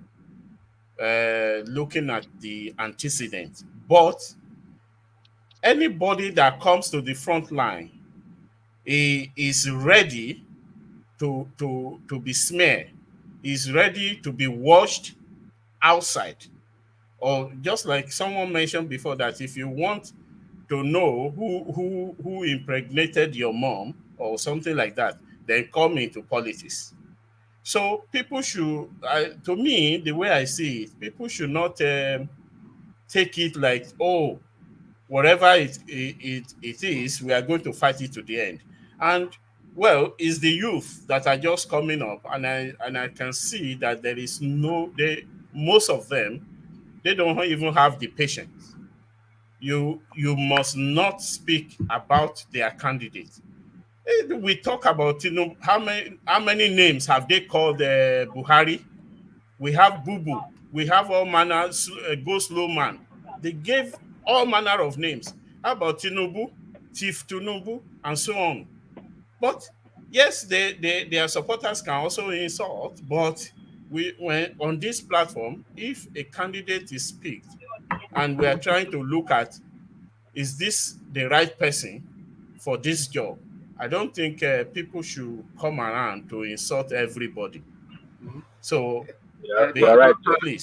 Thunder Fire plus your generation number. You're right. This is Yeah. it's Yeah. One man. unbelievable. No. It's One man. scary. Yeah. Imagine One if man. they met Yeah. you in person, they will assault you physically. If these people meet you in person, they will Can I assault say you. something? Can I say something? One man. They don't defend the indefensible. Let's One just man. I'm not One man. defending. I said CBD, yeah. hold can I on. say something. Let's One let man. Xero go. Then you come Yeah. in CBD, Yeah. and then I'll go to Ifeanyi Lex. It's a short space. Yeah. Go. Yeah, one man. I know. I told you to bring a bell here. This man I just spoke now. I'm beginning to fall in love with this man. You should be bringing him to this program every day. You see how he talked about the situation. That's exactly how it is. These people are youths. They don't have control. In fact, may you live long. What's your name, Mr. Joe? May you live long. I love the way you put it. Thank you. Look at Amen. that. Amen. Amen. Yeah, but the rest of us, we get no love. Okay, but we get love from CBD. In CBD, show us some love. No, no, no. What I'm trying to say is that, can you hear me? Yes, we can. Yeah, what I'm trying to say is that I think we are not on. I think we have not fully understood what Peter Obi represents to a large number of people in that country, and maybe because many of us are abroad or something like that.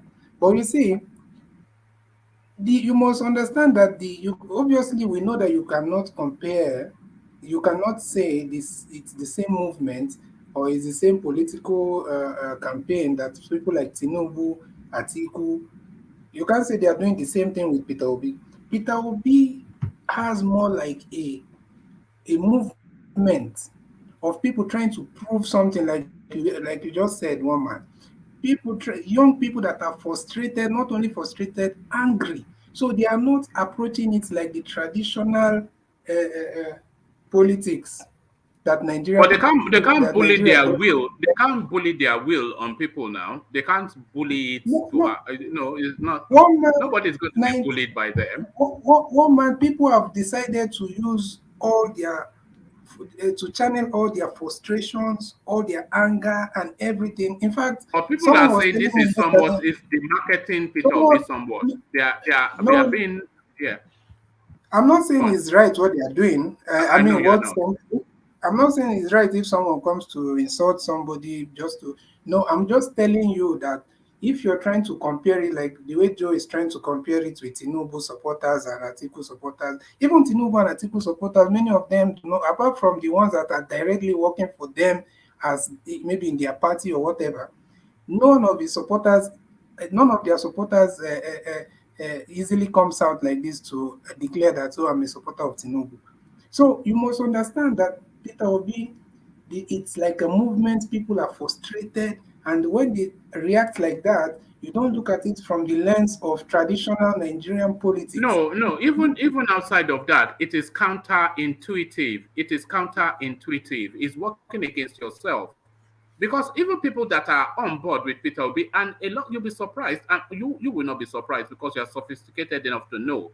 A lot of people are actually on board with Peter Obi. I myself, I think a lot of people, they are on board with Peter Obi, but they're waiting to be convinced, and they are unpicking him somewhat in order to see the genuineness of it.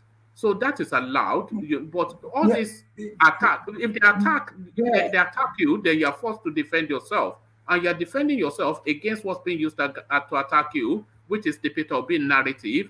and then it starts to recycle against this guy to demarket him. One man, So they might be young, but they should not be stupid. Do you acknowledge that Nigeria, the space that we are right now in that country, that people are not looking at conventional and traditional means Forget of conventional. You keep using this No, conventional. wait, now let me land so that you get my point. The I state get that your we point. are is just like now, people feel like that they are under. Some people even feel like they're like in a battle for survival, or maybe there's a war. It's just like you now, for example, going to in a place like Ukraine as a Ukrainian at this point now, and you now speak in favor of the Russians. Do you know that they are going to? They'll take you out. They are not even jailing them, according to the reports. The news I watched and everything. They are not jailing those guys that are Ukrainians pro-Russia.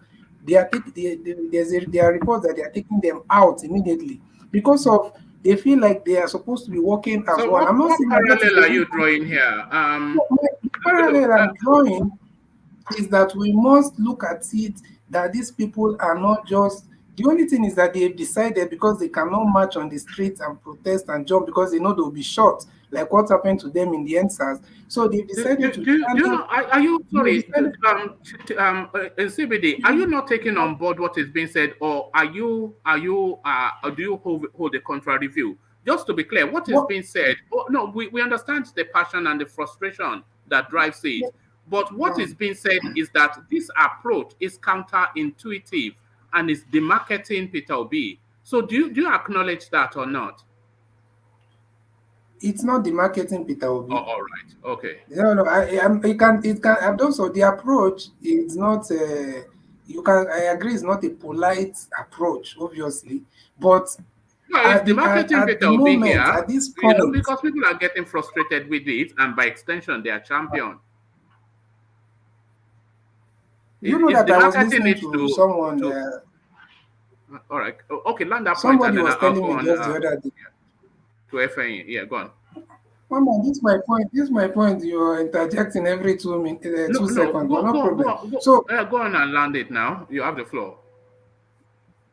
yeah, but you see, even my chain of thought. But what I'm trying to say, I was speaking to someone yesterday. This person told me that that the thing is that this is someone in Nigeria. He's telling me that the thing is that the people are seeing it as that there are some people that are even saying it. Obviously, they are not yet in a bigger number whereby it can be seen as a threat or anything to the state, to Nigeria.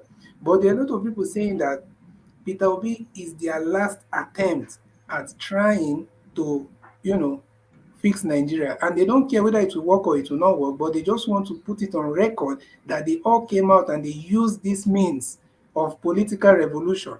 And that is what they are trying to do. Because many of them is not conspiracy theory anymore. Many of them does not see any other way out of Nigeria than what they are doing right now, out of the mess that they are in that country than what they are doing right now.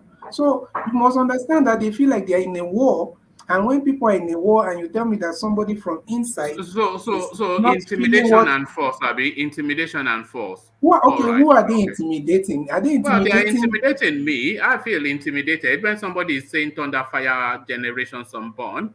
That's Yeah, intimidation. it's an exchange If of that it's an person attack, if it's that a person war. came across me in person, he will physically assault me, no doubt about that. Yeah, because it feels like you're working for the enemy. That's how Well, it is right now. It narrative, has because moved. I'm not on board of his narrative with his narrative. And Well, who is that guy's son? Who is that guy's daughter that was threatened on social media? Reno Reno Mokri. Mokri. They said they will go and kill the daughter. He's put Is a that the way? boundary on the guy that said it. Is that the way it They are should then work? not just saying the same thing. We are saying the same thing. In CBD, don't who is defend that? the indefensible. You should just No, call no, a no. spade. They are not doing Which, it right. They are not pushing it right. And we should just, and everybody is even calling on him to come out and caution these people. This is not the way to market a candidate. You can't market the candidate by bullying people and by, throwing insult and all sort of things to people. And you think people want to accept that? People are not going to accept that, which just cost through the state. Out of fear, out of fear, Ajani, everybody will not join the Peter Obi can, train. Is can, that can, the Ni- strategy? can Because Nigerians be One man, more? can I say Can they be something? more? no, Sorry, hold on. I want to move on from this sport, can but they let be him see more? the private word. Yeah, go on. Yeah, thank you. Can Nigerians be more where, how do I call it, more politically or democratically civilized than Americans? Have you gone to the comment section of maybe Fox News and see the way the liberals are attacking candidates? Are you not seeing how they are playing politics over there in America, Janle Koko? So it's as The long as same way they are talking here that those people should stop doing all those nonsense. The same as way they long talk about them here that they should not as play, violent politics or use this internet to threaten people. A lot of people that threaten people on the internet here were picked up.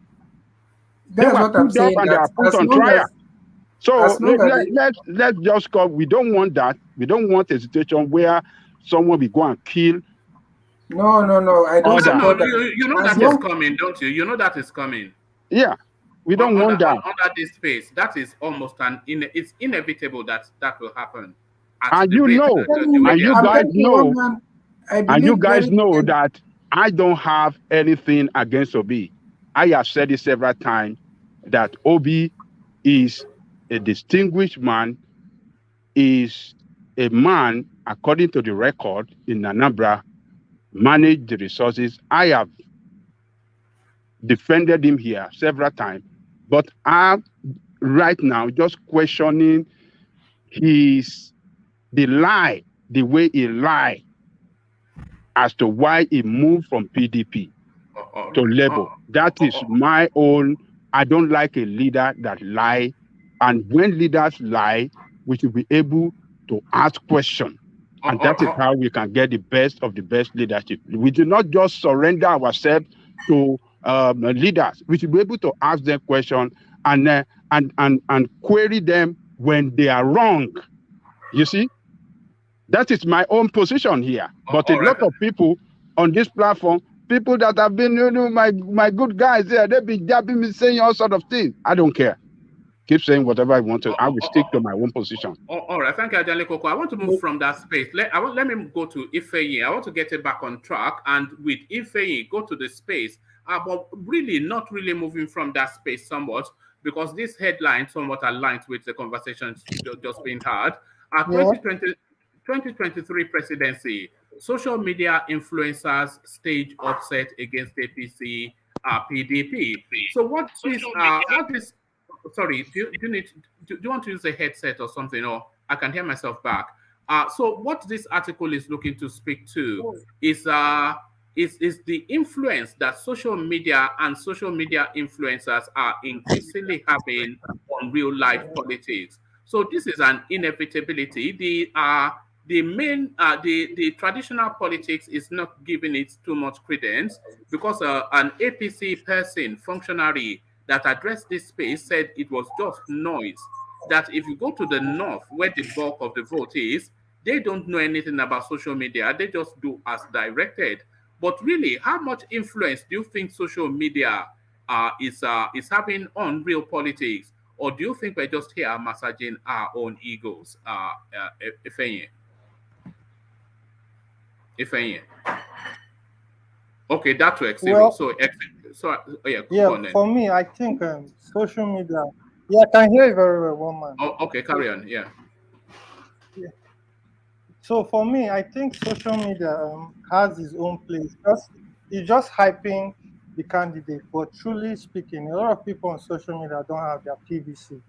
You understand? So for me, I think those guys who are fighting for their own candidate, using abusive words and all that, I don't really subscribe to that. I just feel that what they can do is, be orderly with the way they are talking about their candidate, go out there, get their PVC and actually make their vote count. Because, the truth about this is now there's an awakening in politics. A lot of youths are getting aware of what's going on in the country. They're tired of all the sufferings and all that. So the thing I feel is they should use the social media to create or to educate people on this electoral process, because a lot of people don't even know that a new bill has been signed, the electoral bill has been signed, and it actually created an avenue for rigging to be very minimal. So, it's good to use social media to educate people on politics and on this electoral process. Yes, they should be educated properly, but they shouldn't use it as a way of creating abusive impact and all that, or causing confusion between different people and different candidates, because social media is really powerful and we need to actually use it in the right direction. So that's what I think about that, because what that guy said, using those abusive words concerning him, because he's a P2B supporter. So I think that's just the thing. That's how I feel about it. All right, but you don't think that the social media space that they do you think it's underutilized or over complemented by underutilized? Do you think that the social media space is not being used enough to influence real politics, or do you think social media credits itself too much for its influence, which they are not seeing in real life politics? Do you think it's overutilized or underutilized as a political tool, the social media space? For me, I think social media is not underutilized. It's even overutilized for me personally. That's my own opinion. But I think they need to direct the way they are utilizing it. It is the direction at which they are using it. That's what really matters. They need to really like create a good strategy in how they will impact on people using social media. So that's just the basic thing. That's how I feel about social media being used in politics. So we should actually create a good environment and have good strategy, educate people who are not aware of how the politics and how things go in Nigeria, when it comes to the election space and all that. So that's just the way I feel concerning that part. Okay, and Ifeanyi, the Ekiti governorship election is coming up tomorrow, Saturday. So this will be the first outing of the new electoral bill, which the gem on the crown is the electronic transmission of votes. So, what expectations are you having of this Ekiti election, especially under this new electoral act, and what would test that space to assure you that there will be some credibility to 2023, if any? So for me, what I know right now, what INEC has done, they've actually created an avenue where no more incident form and all that. So they've changed the card reader, and I think they are using a buffer machine or something like that, buffer reader. So like from what I had, so it's a good one because it reduces rigging. It will reduce the ability of people actually rigging. Number one, people that don't collect their PVC. Most times these political parties, they are very dubious. They go and bribe the INEC people, get those PVC, use that to do a rig election.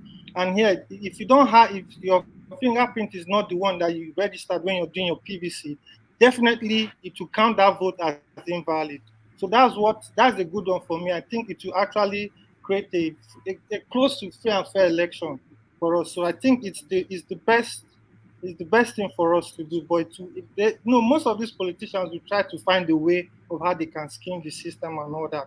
But I think INEC is improving step by step. But even though they have some issues and we are not there yet, because like I said yesterday, I went to do my own this in biometrics for my PVC registration. I was there for almost like 3 hours, and the line was not really moving, and people got tired and fed up, and they now tried to block the gate and all that. So even INEC, they are supposed to do like a 24 hours registration, shut down around 2 p.m. In the afternoon. So I'm wondering, like, okay, do you people really want to give the citizens enough time to register and get their PVC and actually make a change in Nigeria and all that? So that's something too that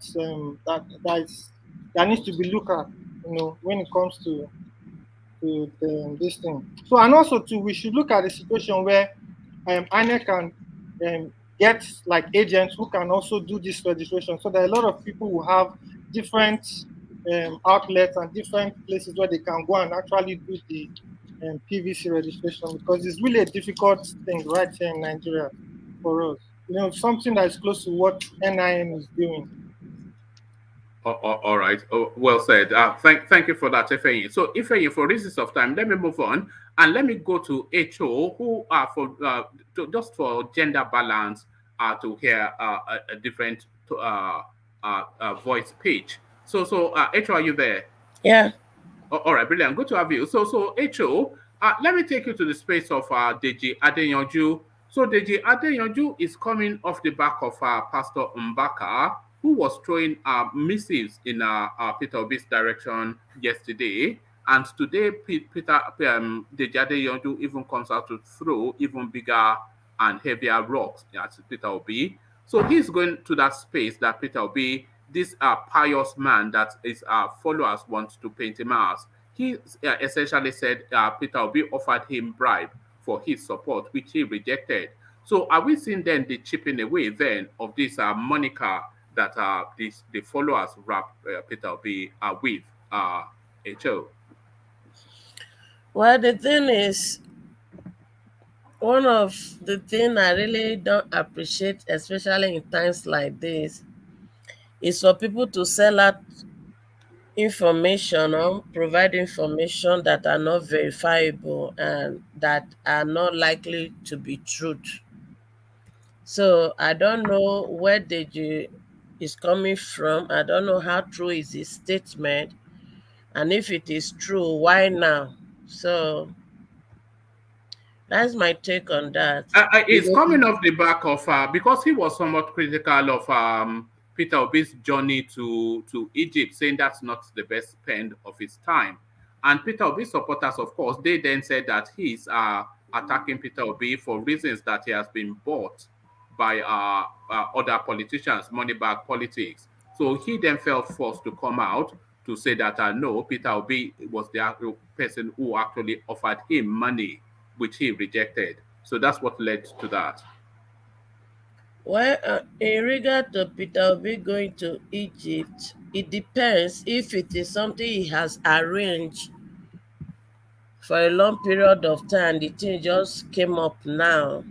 Yes, that was what Donyo Okukwe said, that was scheduled a long time ago, the visit. So that is the only thing I would like. So, okay, maybe that is why he has to choose that option. But for me, I would have preferred him to have been in Ekiti, because that is part of his campaign, which he really somehow avoided.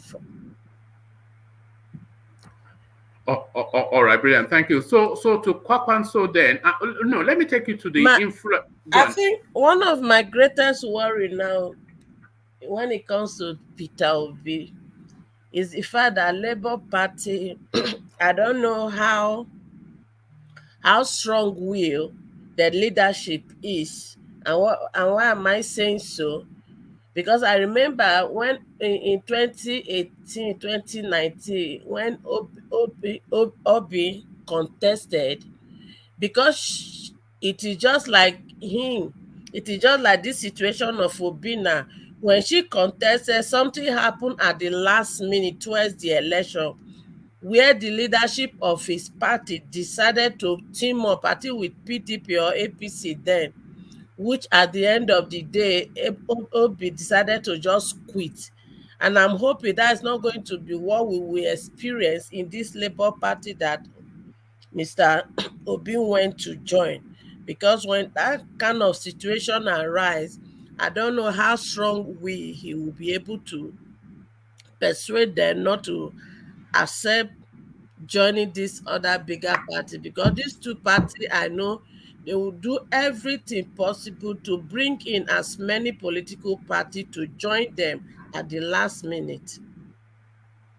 All right. Yes, we've never even given consideration to that. They could well act outside of Peter Obi's control.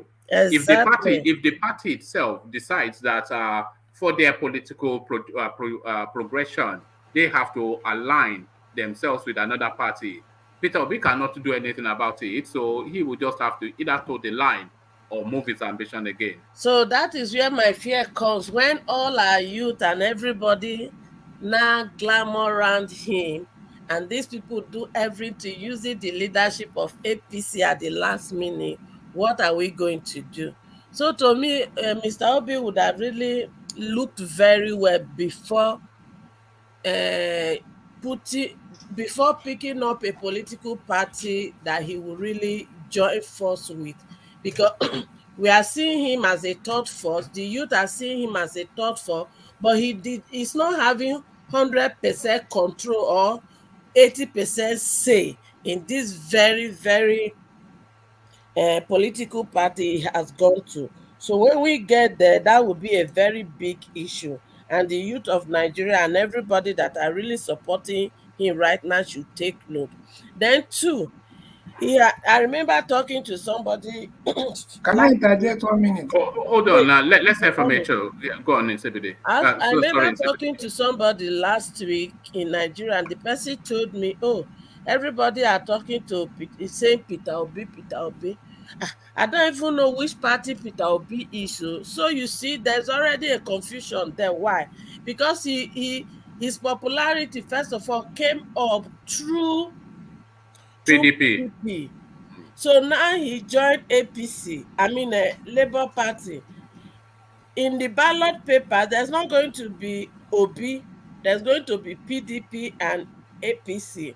So how are we selling him as Labour Party Candidate. Yes, that's quite candidate? So that's a there real may be point. Yeah. likely going to be sharing of his vote right there, because when he went to all these 30 something states, he went as a PDP candidate. But now he's flying his presidential flag bearer of a Labour Party. So that is another issue that still really needs to be resolved. So Yes, it is better. because his name association is with PDP, not Mhm. necessarily. Nobody even knows Labour Party that much in Nigeria. Exactly. So they will So just look at the ballot. They say, "Oh, Peter Obi, there's PDP." They yes. just vote. Yeah, So these are really the big conflicts that are out there. Yes. The especially people like in CBD who don't know anything about that. the But the So, the okay, the let her the finish. educated youth will be able to figure that out. But what about our mom and dad and you that are not educated? How will they be able to figure that out? So he will also indirectly give some of those votes to PDP at the end of the day if care is not taken. yes, that's a real thing that you've highlighted. Thank you, HO. So let me go on from you, HO. Let me go to, I want to go to World Peace because we've not heard from World Peace yet. So, World Peace, are you there? Unless you Yeah, I'm come back here. to Nigeria, Huh? because I wanted to address I'm some few here. things. No, no, you've addressed quite a few things. We are already 2 hours in, but I will abandon soon. But I want to make everybody to speak. But I want to hear from HO, then Joe, then and then we'll take it from there. So what piece to you? The Deji Adeyanju narrative coming out frontally to say that Peter Obi did offer him bribe, but he rejected it.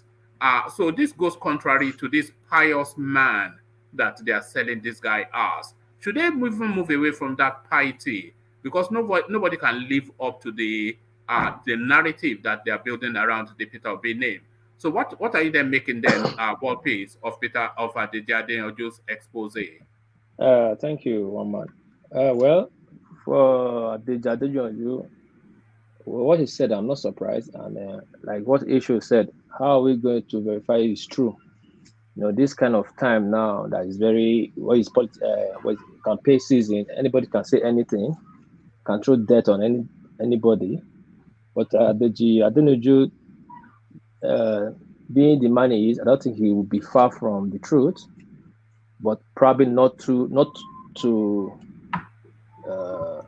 But not to the the way absolute truth. Yeah. absolute truth. Yeah. So you put it right. So that's but this is what those positions do. This is what all of them does now. They all bribe directly or indirectly or with proxy. So I'm not surprised. And Kabi is not a saint.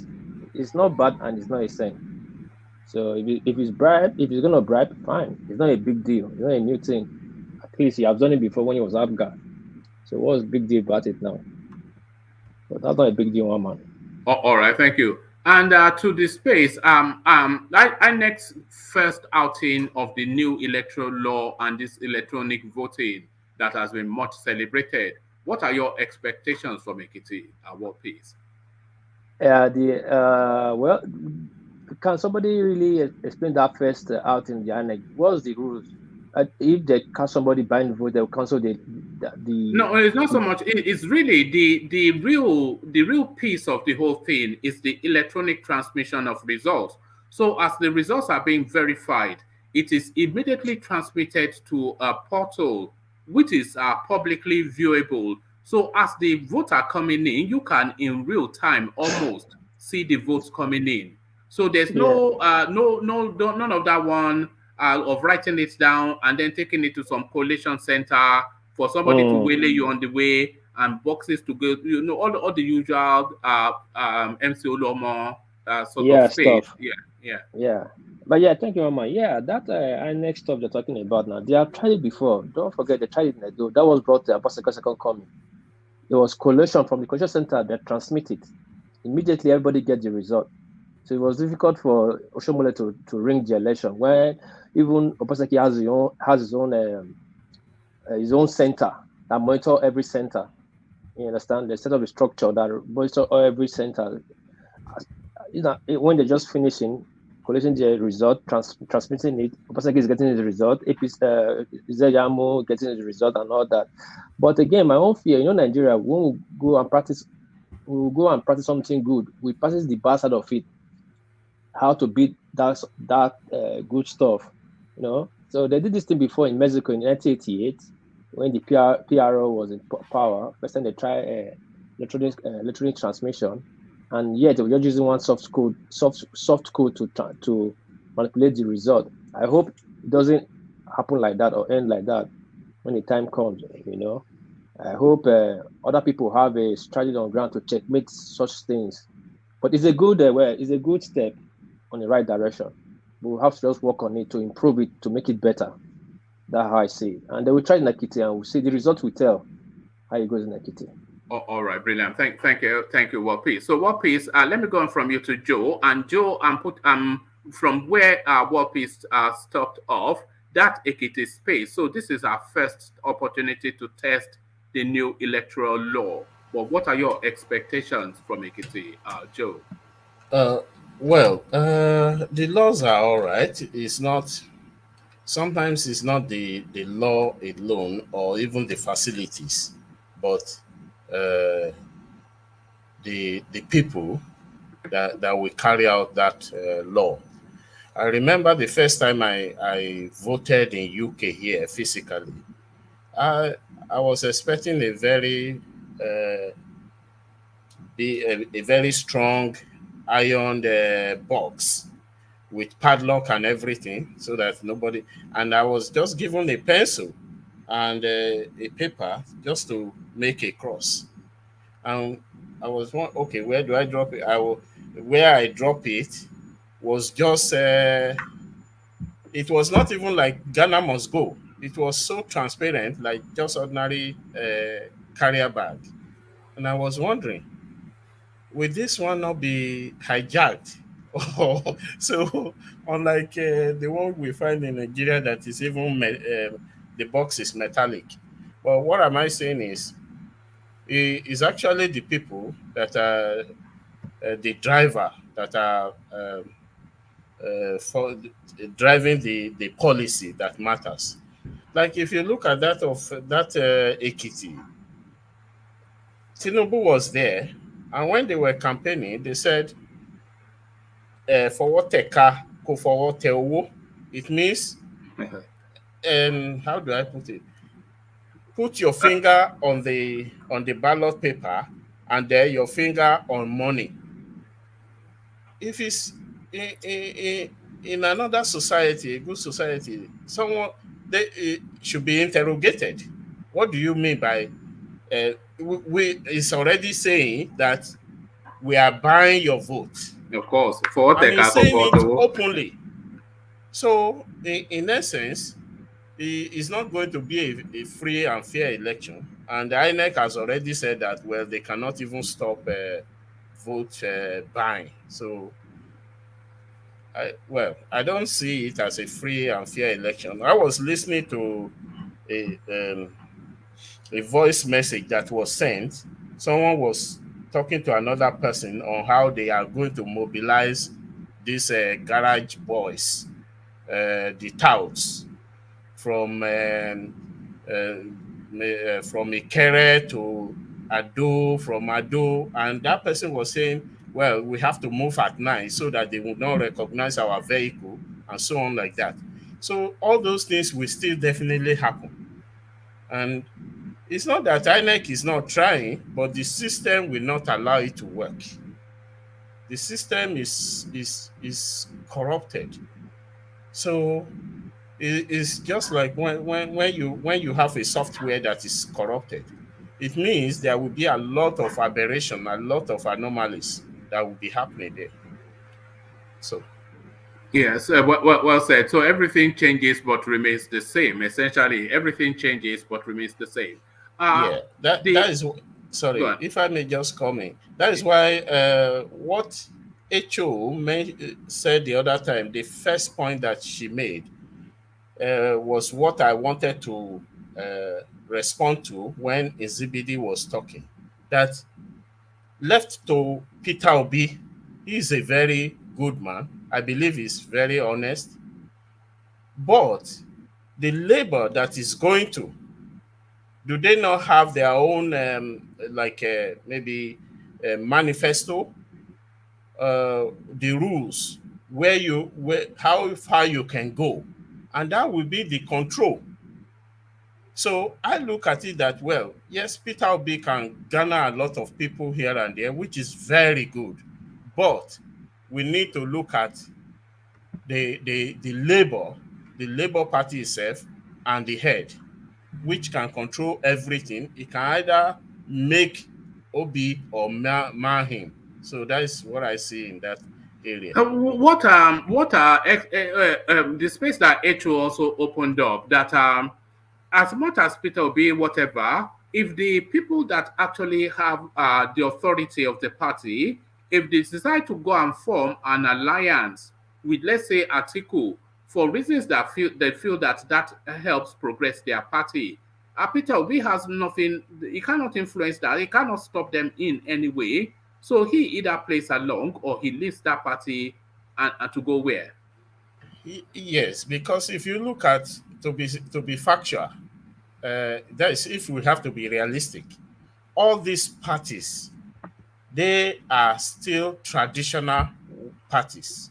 If you look at their heads, one of them must have moved from one party to another, and they don't really have affinity for or passion for any party because there is no philosophy or no ideology at all. So for like Peter Obi, yes, it may be good that he's in that line, but those that owns the party, if I may put it that way, they have their own agenda. They have the way they want to run it, which is similar to other ones like PDP or APC. I remember Oshomole came in through Labour Party. So, and that did not stop any corruption. If you look at in Ondo State, there was another, it was in Mimiko, came through Labour Party. And that did not stop anything. It was just the same way, either have salary being paid and so on like that. So I'm looking at it that it will be difficult for Peter Obi to be able to act outside the plan of the party. So the people who actually have charge of that party, Joe, the chairman is a guy called Barrister Julius Abure, and also and another chap called Alhaji Umar Farouk Ibrahim. Pardon me. So those are the decision makers of that party. So and if they decide to act in a certain direction, I don't think Peter Obi no, he won't have any choice, because they can just tell him that, look, there's no way we can win this, and the best thing to still be relevant politically, let's join one of these. Either because they have to think long term outside of Peter Obi, because they know that Peter Obi is using that party for the purpose, and that party is also using him. To be sincere, yeah, for the attention. So exactly. they're both using each other, but they have to think longer term outside of when, however if this election goes a certain way, and nobody will be surprised to see Peter Obi move his politics to another space. We don't see him long term in Labour Yeah, Party. to be sincere, how I wish. One man, you're the one For, that do not see him or don't say we, sorry, please. Well, he just a minute. started from Abga and went from the houses. To be sincere, how I wish that this movement that is getting bigger than him can just be a new political party. As a completely standalone, off from Labour or any of this, and then we now know that yes, the whole thing is being controlled by the youth, by this movement, not someone at the helm of affair up there that can just, in a twinkle of an eye, can just dismantle or decimate the whole movement. So I wish it can be a new party entirely. And I think this is the message that Showore was trying to pass out, that most of us really did not understand, because AAC as a party is a party formed by the youth, and I think that that is also one of the reasons when people say Showore should go and join Obi, and Showore is saying no, it's Obi that should come to join their party. I think that is where he's coming from, because in AAC they are the one that has control. The youth have control over that party because they are the one that form it.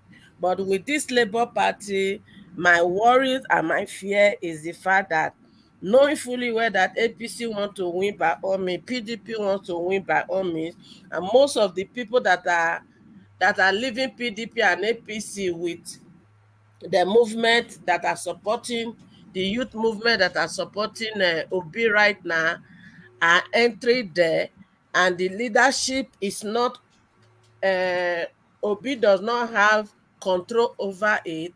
I'm worried if at the last minute what I said earlier will not happen.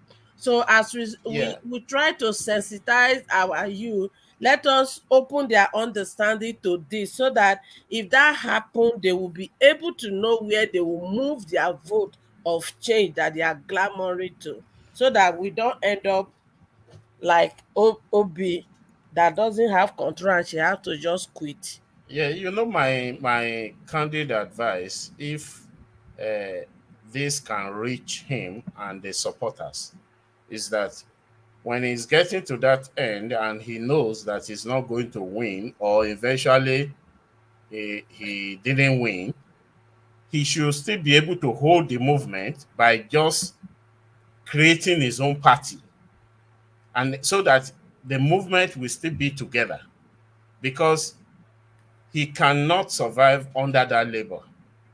I'm very sure of that. He won't be able to, because he is just coming there as a flag bearer. Yeah, and that because sorry, sir, if you even look at what happened to Kingsley Moghalu in 2018, 2019, he joined YPP, in which he did not have control over. But at the end of the election, I don't know what happened, he resigned. Then he went to ADC.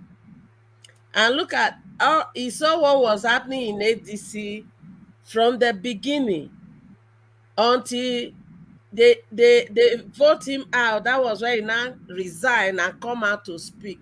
So those kind of people, if you really want to if you are really fighting to change Nigeria, I think by now they should have known where they should belong to, which party are really supporting this change, which party that are really fighting. Do you think they should all go and join Showore, as he suggested in AAC? To me, if they have the same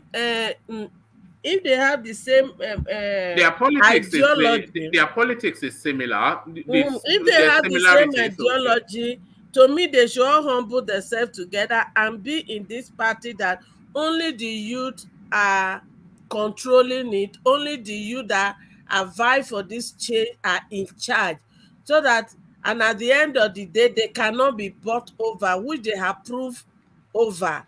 Because if Showore was somebody who wants to give all the youth that are in AAC who believe in this change wants to give up, when Leonard hijacked it or semi-hijacked it, they would have just given it up and go and form party. But they fought for it and they got it back. So to me, all these people who really want to change these old people out of the system, they should be careful which party they are going to.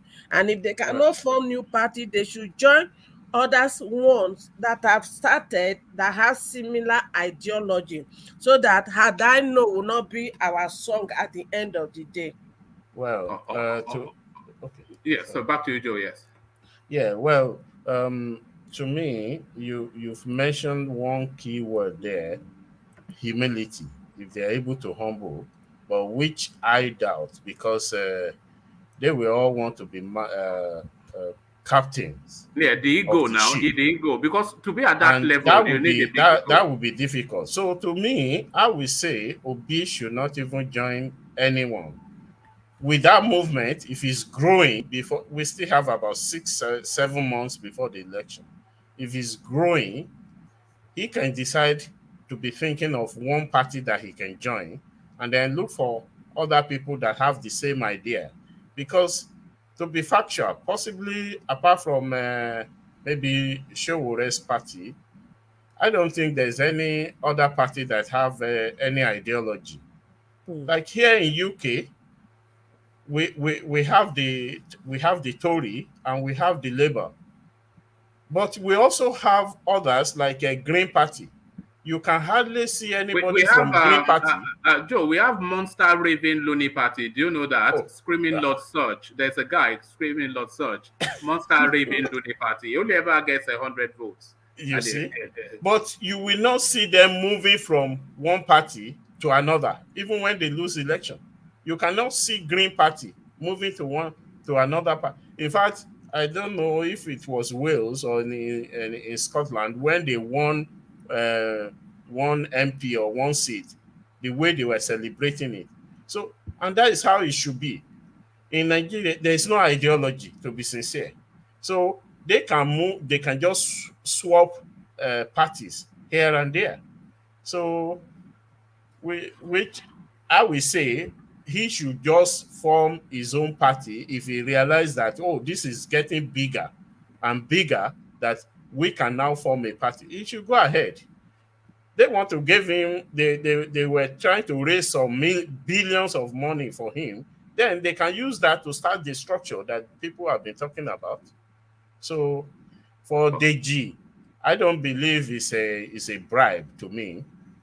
Anybody can call people, come and work for me.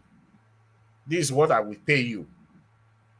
I don't think it's a bribe at all. He's just trying to use that because possibly it's from another party, and because people have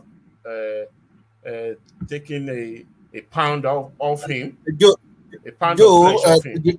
So the Jadinyoju is Shogore's boy. Yeah, that's the point. So that may just be the reason. So to me, I don't believe he is a bribe at all. No, it's not.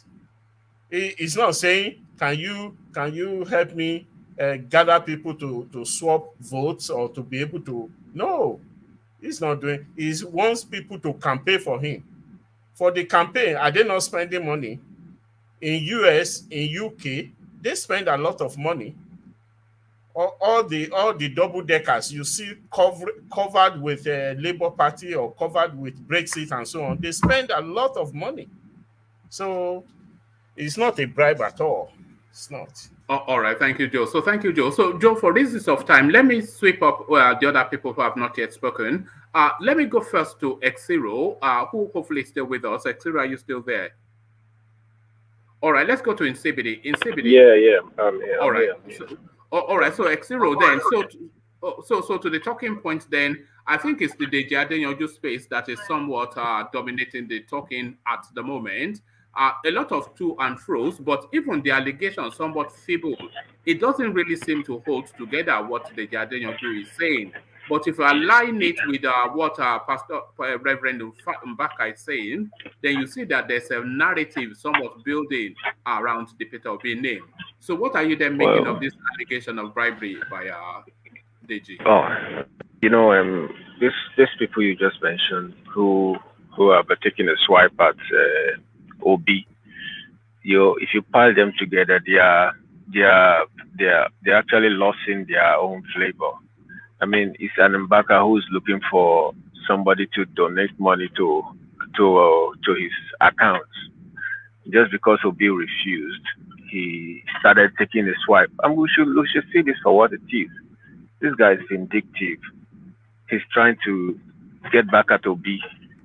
But the good thing about the whole situation is that Obi never responded. And then when some funny guy. You there? All right, we've lost you somewhat. Let's go to Xero. Let's go to Nsibidi. Xero, we've lost your system. We'll come back to you. Nsibidi, you take up the spot then and speak to the Peter Obi space, which I'm sure is what you want to speak to. Yeah. But I think we should definitely. Okay, before I quickly say that, I just want to say that, when we are talking about Labour Party collapsing and in the future and all that, I feel like we are not considering the fact that Labour Party is portraying themselves, or at least they are representing the labor force of the nation. They cannot collapse any structure for any, generally, for any, unless they don't have a strong candidate or something, then they will just maybe withdraw, but they cannot join. Because if you listen to what Patutomi said in that Abiola's June 12th, is it? Yeah, the Democracy Day, is it launch or whatever they had, he said that when people are talking about structure, that the structure number one is the people. And even if you want to look at professionals, that is saying that their teacher, everybody that is part of the labor force of Nigeria is their structure, it's part of their structure. But they are not relying on them alone, but that is their structure. The teachers are their structure. So it's not easy. Labour Party is not some party that will just wake up and decide to break their, collapse their structure and support. They can't do that. If not, they did that in Ekiti. They did that in Ekiti.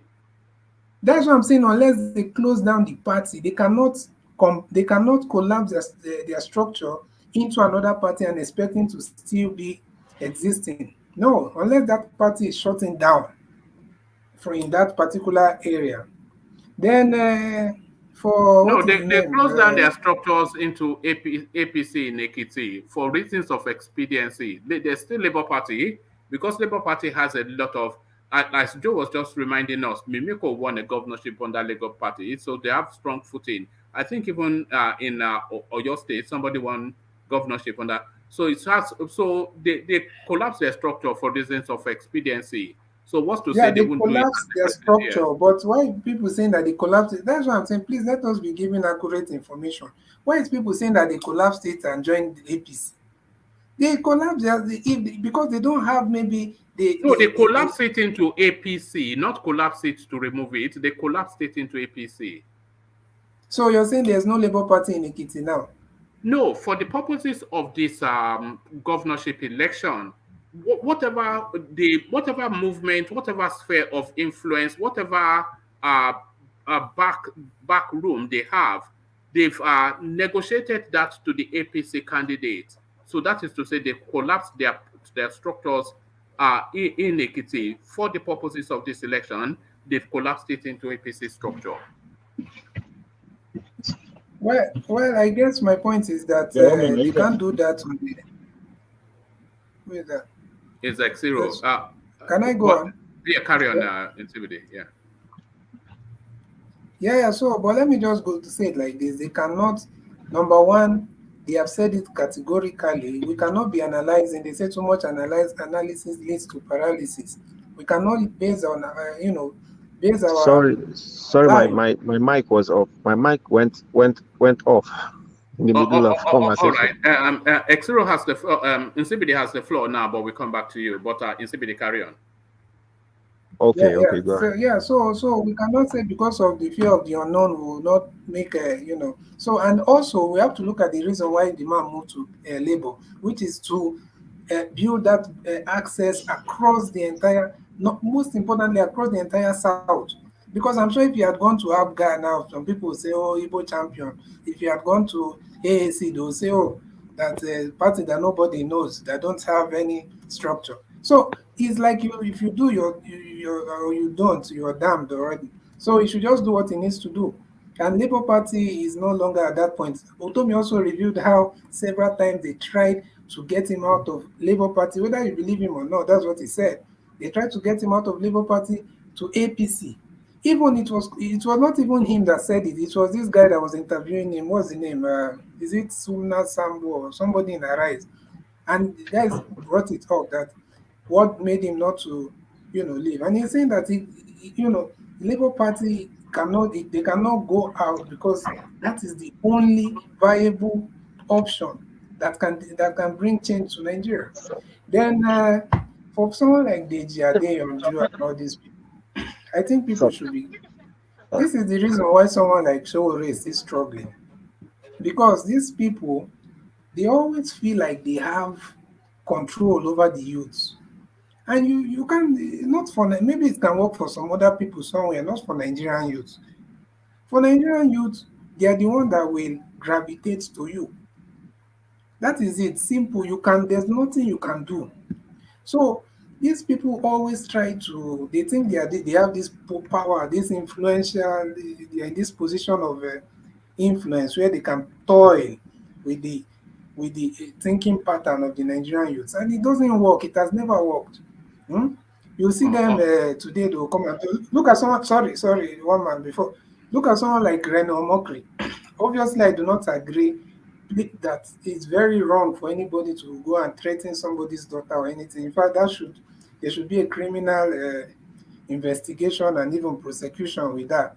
But that man and every other influencer, whoever they should stop thinking that they can control the mind and shape the thinking of the Nigerian youths, is that not the which is whole what. point of influencing? Is that not the whole point of followership and leadership? Is it not to Yeah, influence? but if they are feeling entitled or if they feel like they can do it at will, then they are mistaken. They should be expected to be attacked. Someone like Deji Adeyanju, I said it before that as much as these people are playing in the youthful whatever space, they are all cloud chasers. Didn't I say it here? They are all looking for cloud. They are looking for relevance. They are looking for, you know, what is Deji Adeyanju going to give to Peter Obi that they will go and bribe him? I will Maybe they give his offered him a job. influence. His influence. Is an influential Oh man. no. He's so influential and he has not helped his boss to gather all the youths in the south. His boss Showori. So we need to Showore is not his understand that. boss. I'm not sure. When did they go into Showore's employment? Well, is his senior colleague. Let's put it that way. Then we saw them moving together, doing their things together. So is definitely maybe he was waiting for Showore to use. Showore just use that to see if it will stick. That see you have something you can say. Okay, Oh, say that. But oh, it's all not. right. It's not. Anybody can be offered a job. If they offered him a job, I don't even know if it's true because I'm seeing that some people are saying that in his page that he has said that what he said was misquoted and mis It whatever. wasn't So it misquoted means because he said it on Twitter. So you can't, unless he's misquoting himself, they actually screen grabbed his tweet. So I don't know what it is. If he wants so to they make us, should this whatever influencer they are calling themselves, they should understand how Peter Obi got this momentum, which is simple. The oh, man never portrayed himself as a champion of the youth. People gravitated not to why are we even saying youth? oh, The people in their that are above 40, 50s that are supporting him are so they are also very many. My uncle is an old man. He's supporting Peter Obi. So we cannot be saying youth, youth, so youth. you So the you man, bullied him, Abby. You bullied him. You no, bullied no, him into. no, no. The man is so we are saying that they should look at Sowore if he's working. All He right. has like 10 people, 10 Let me people hear. in front, Let me 10 hear people from in the Eximo back. because I And was shocked that. he's saying he's a youth with everybody surrounding him that he has not even reached the level. He's having bodyguard everywhere. Look Yeah. at Peter Obi. The man, look, didn't you listen to what Bianca said about him? This man works as if he's just some ordinary person. Nobody is following him. They're even worried about him. So let us, so people will gravitate towards you. Don't feel like you have the self-entitlement to come and determine how people think. All Someone like, right. especially this No, no, Renault no, no. Motri, Thank he you, thank plays a you. lot No, of no. games. Sorry, in CBD. It's only because I have to leave.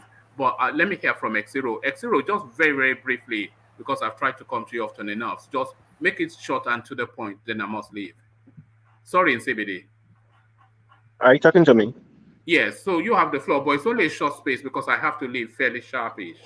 Yes, yes. I was speaking about the Adeyanju's situation.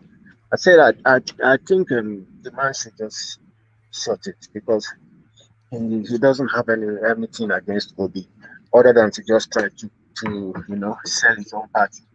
And like I said before, selling your own party means telling the world, telling Nigerians what you can do for them, not going after this man because he's seemingly like a train, a moving train, and it's moving faster. The same thing with the last man that criticized Obi. Why? Well, that's Palambaka. Why are you going after this guy just because he refused to give you money for your miracle or your whatever? That's just vindictive. Put these two guys together against Anobi, who has not responded to them. I just think. Oh, we've lost X0. So that's quite apt actually because I just did want to leave. So thank you X0. So I didn't kick him off as you can see. I think his system dropped somewhat. But thank you X0. I think we get the gist of where you were heading. And thank you everyone. Joe of course, World Peace. Baba Kure, I think has also left us. HO who decides to join us today and in CBD. So hopefully we'll see you guys later when we have more space to interrogate all of these questions that Nigerians are asking. So I'll leave it there. Carry conversation on within the comment section. But here I say peace.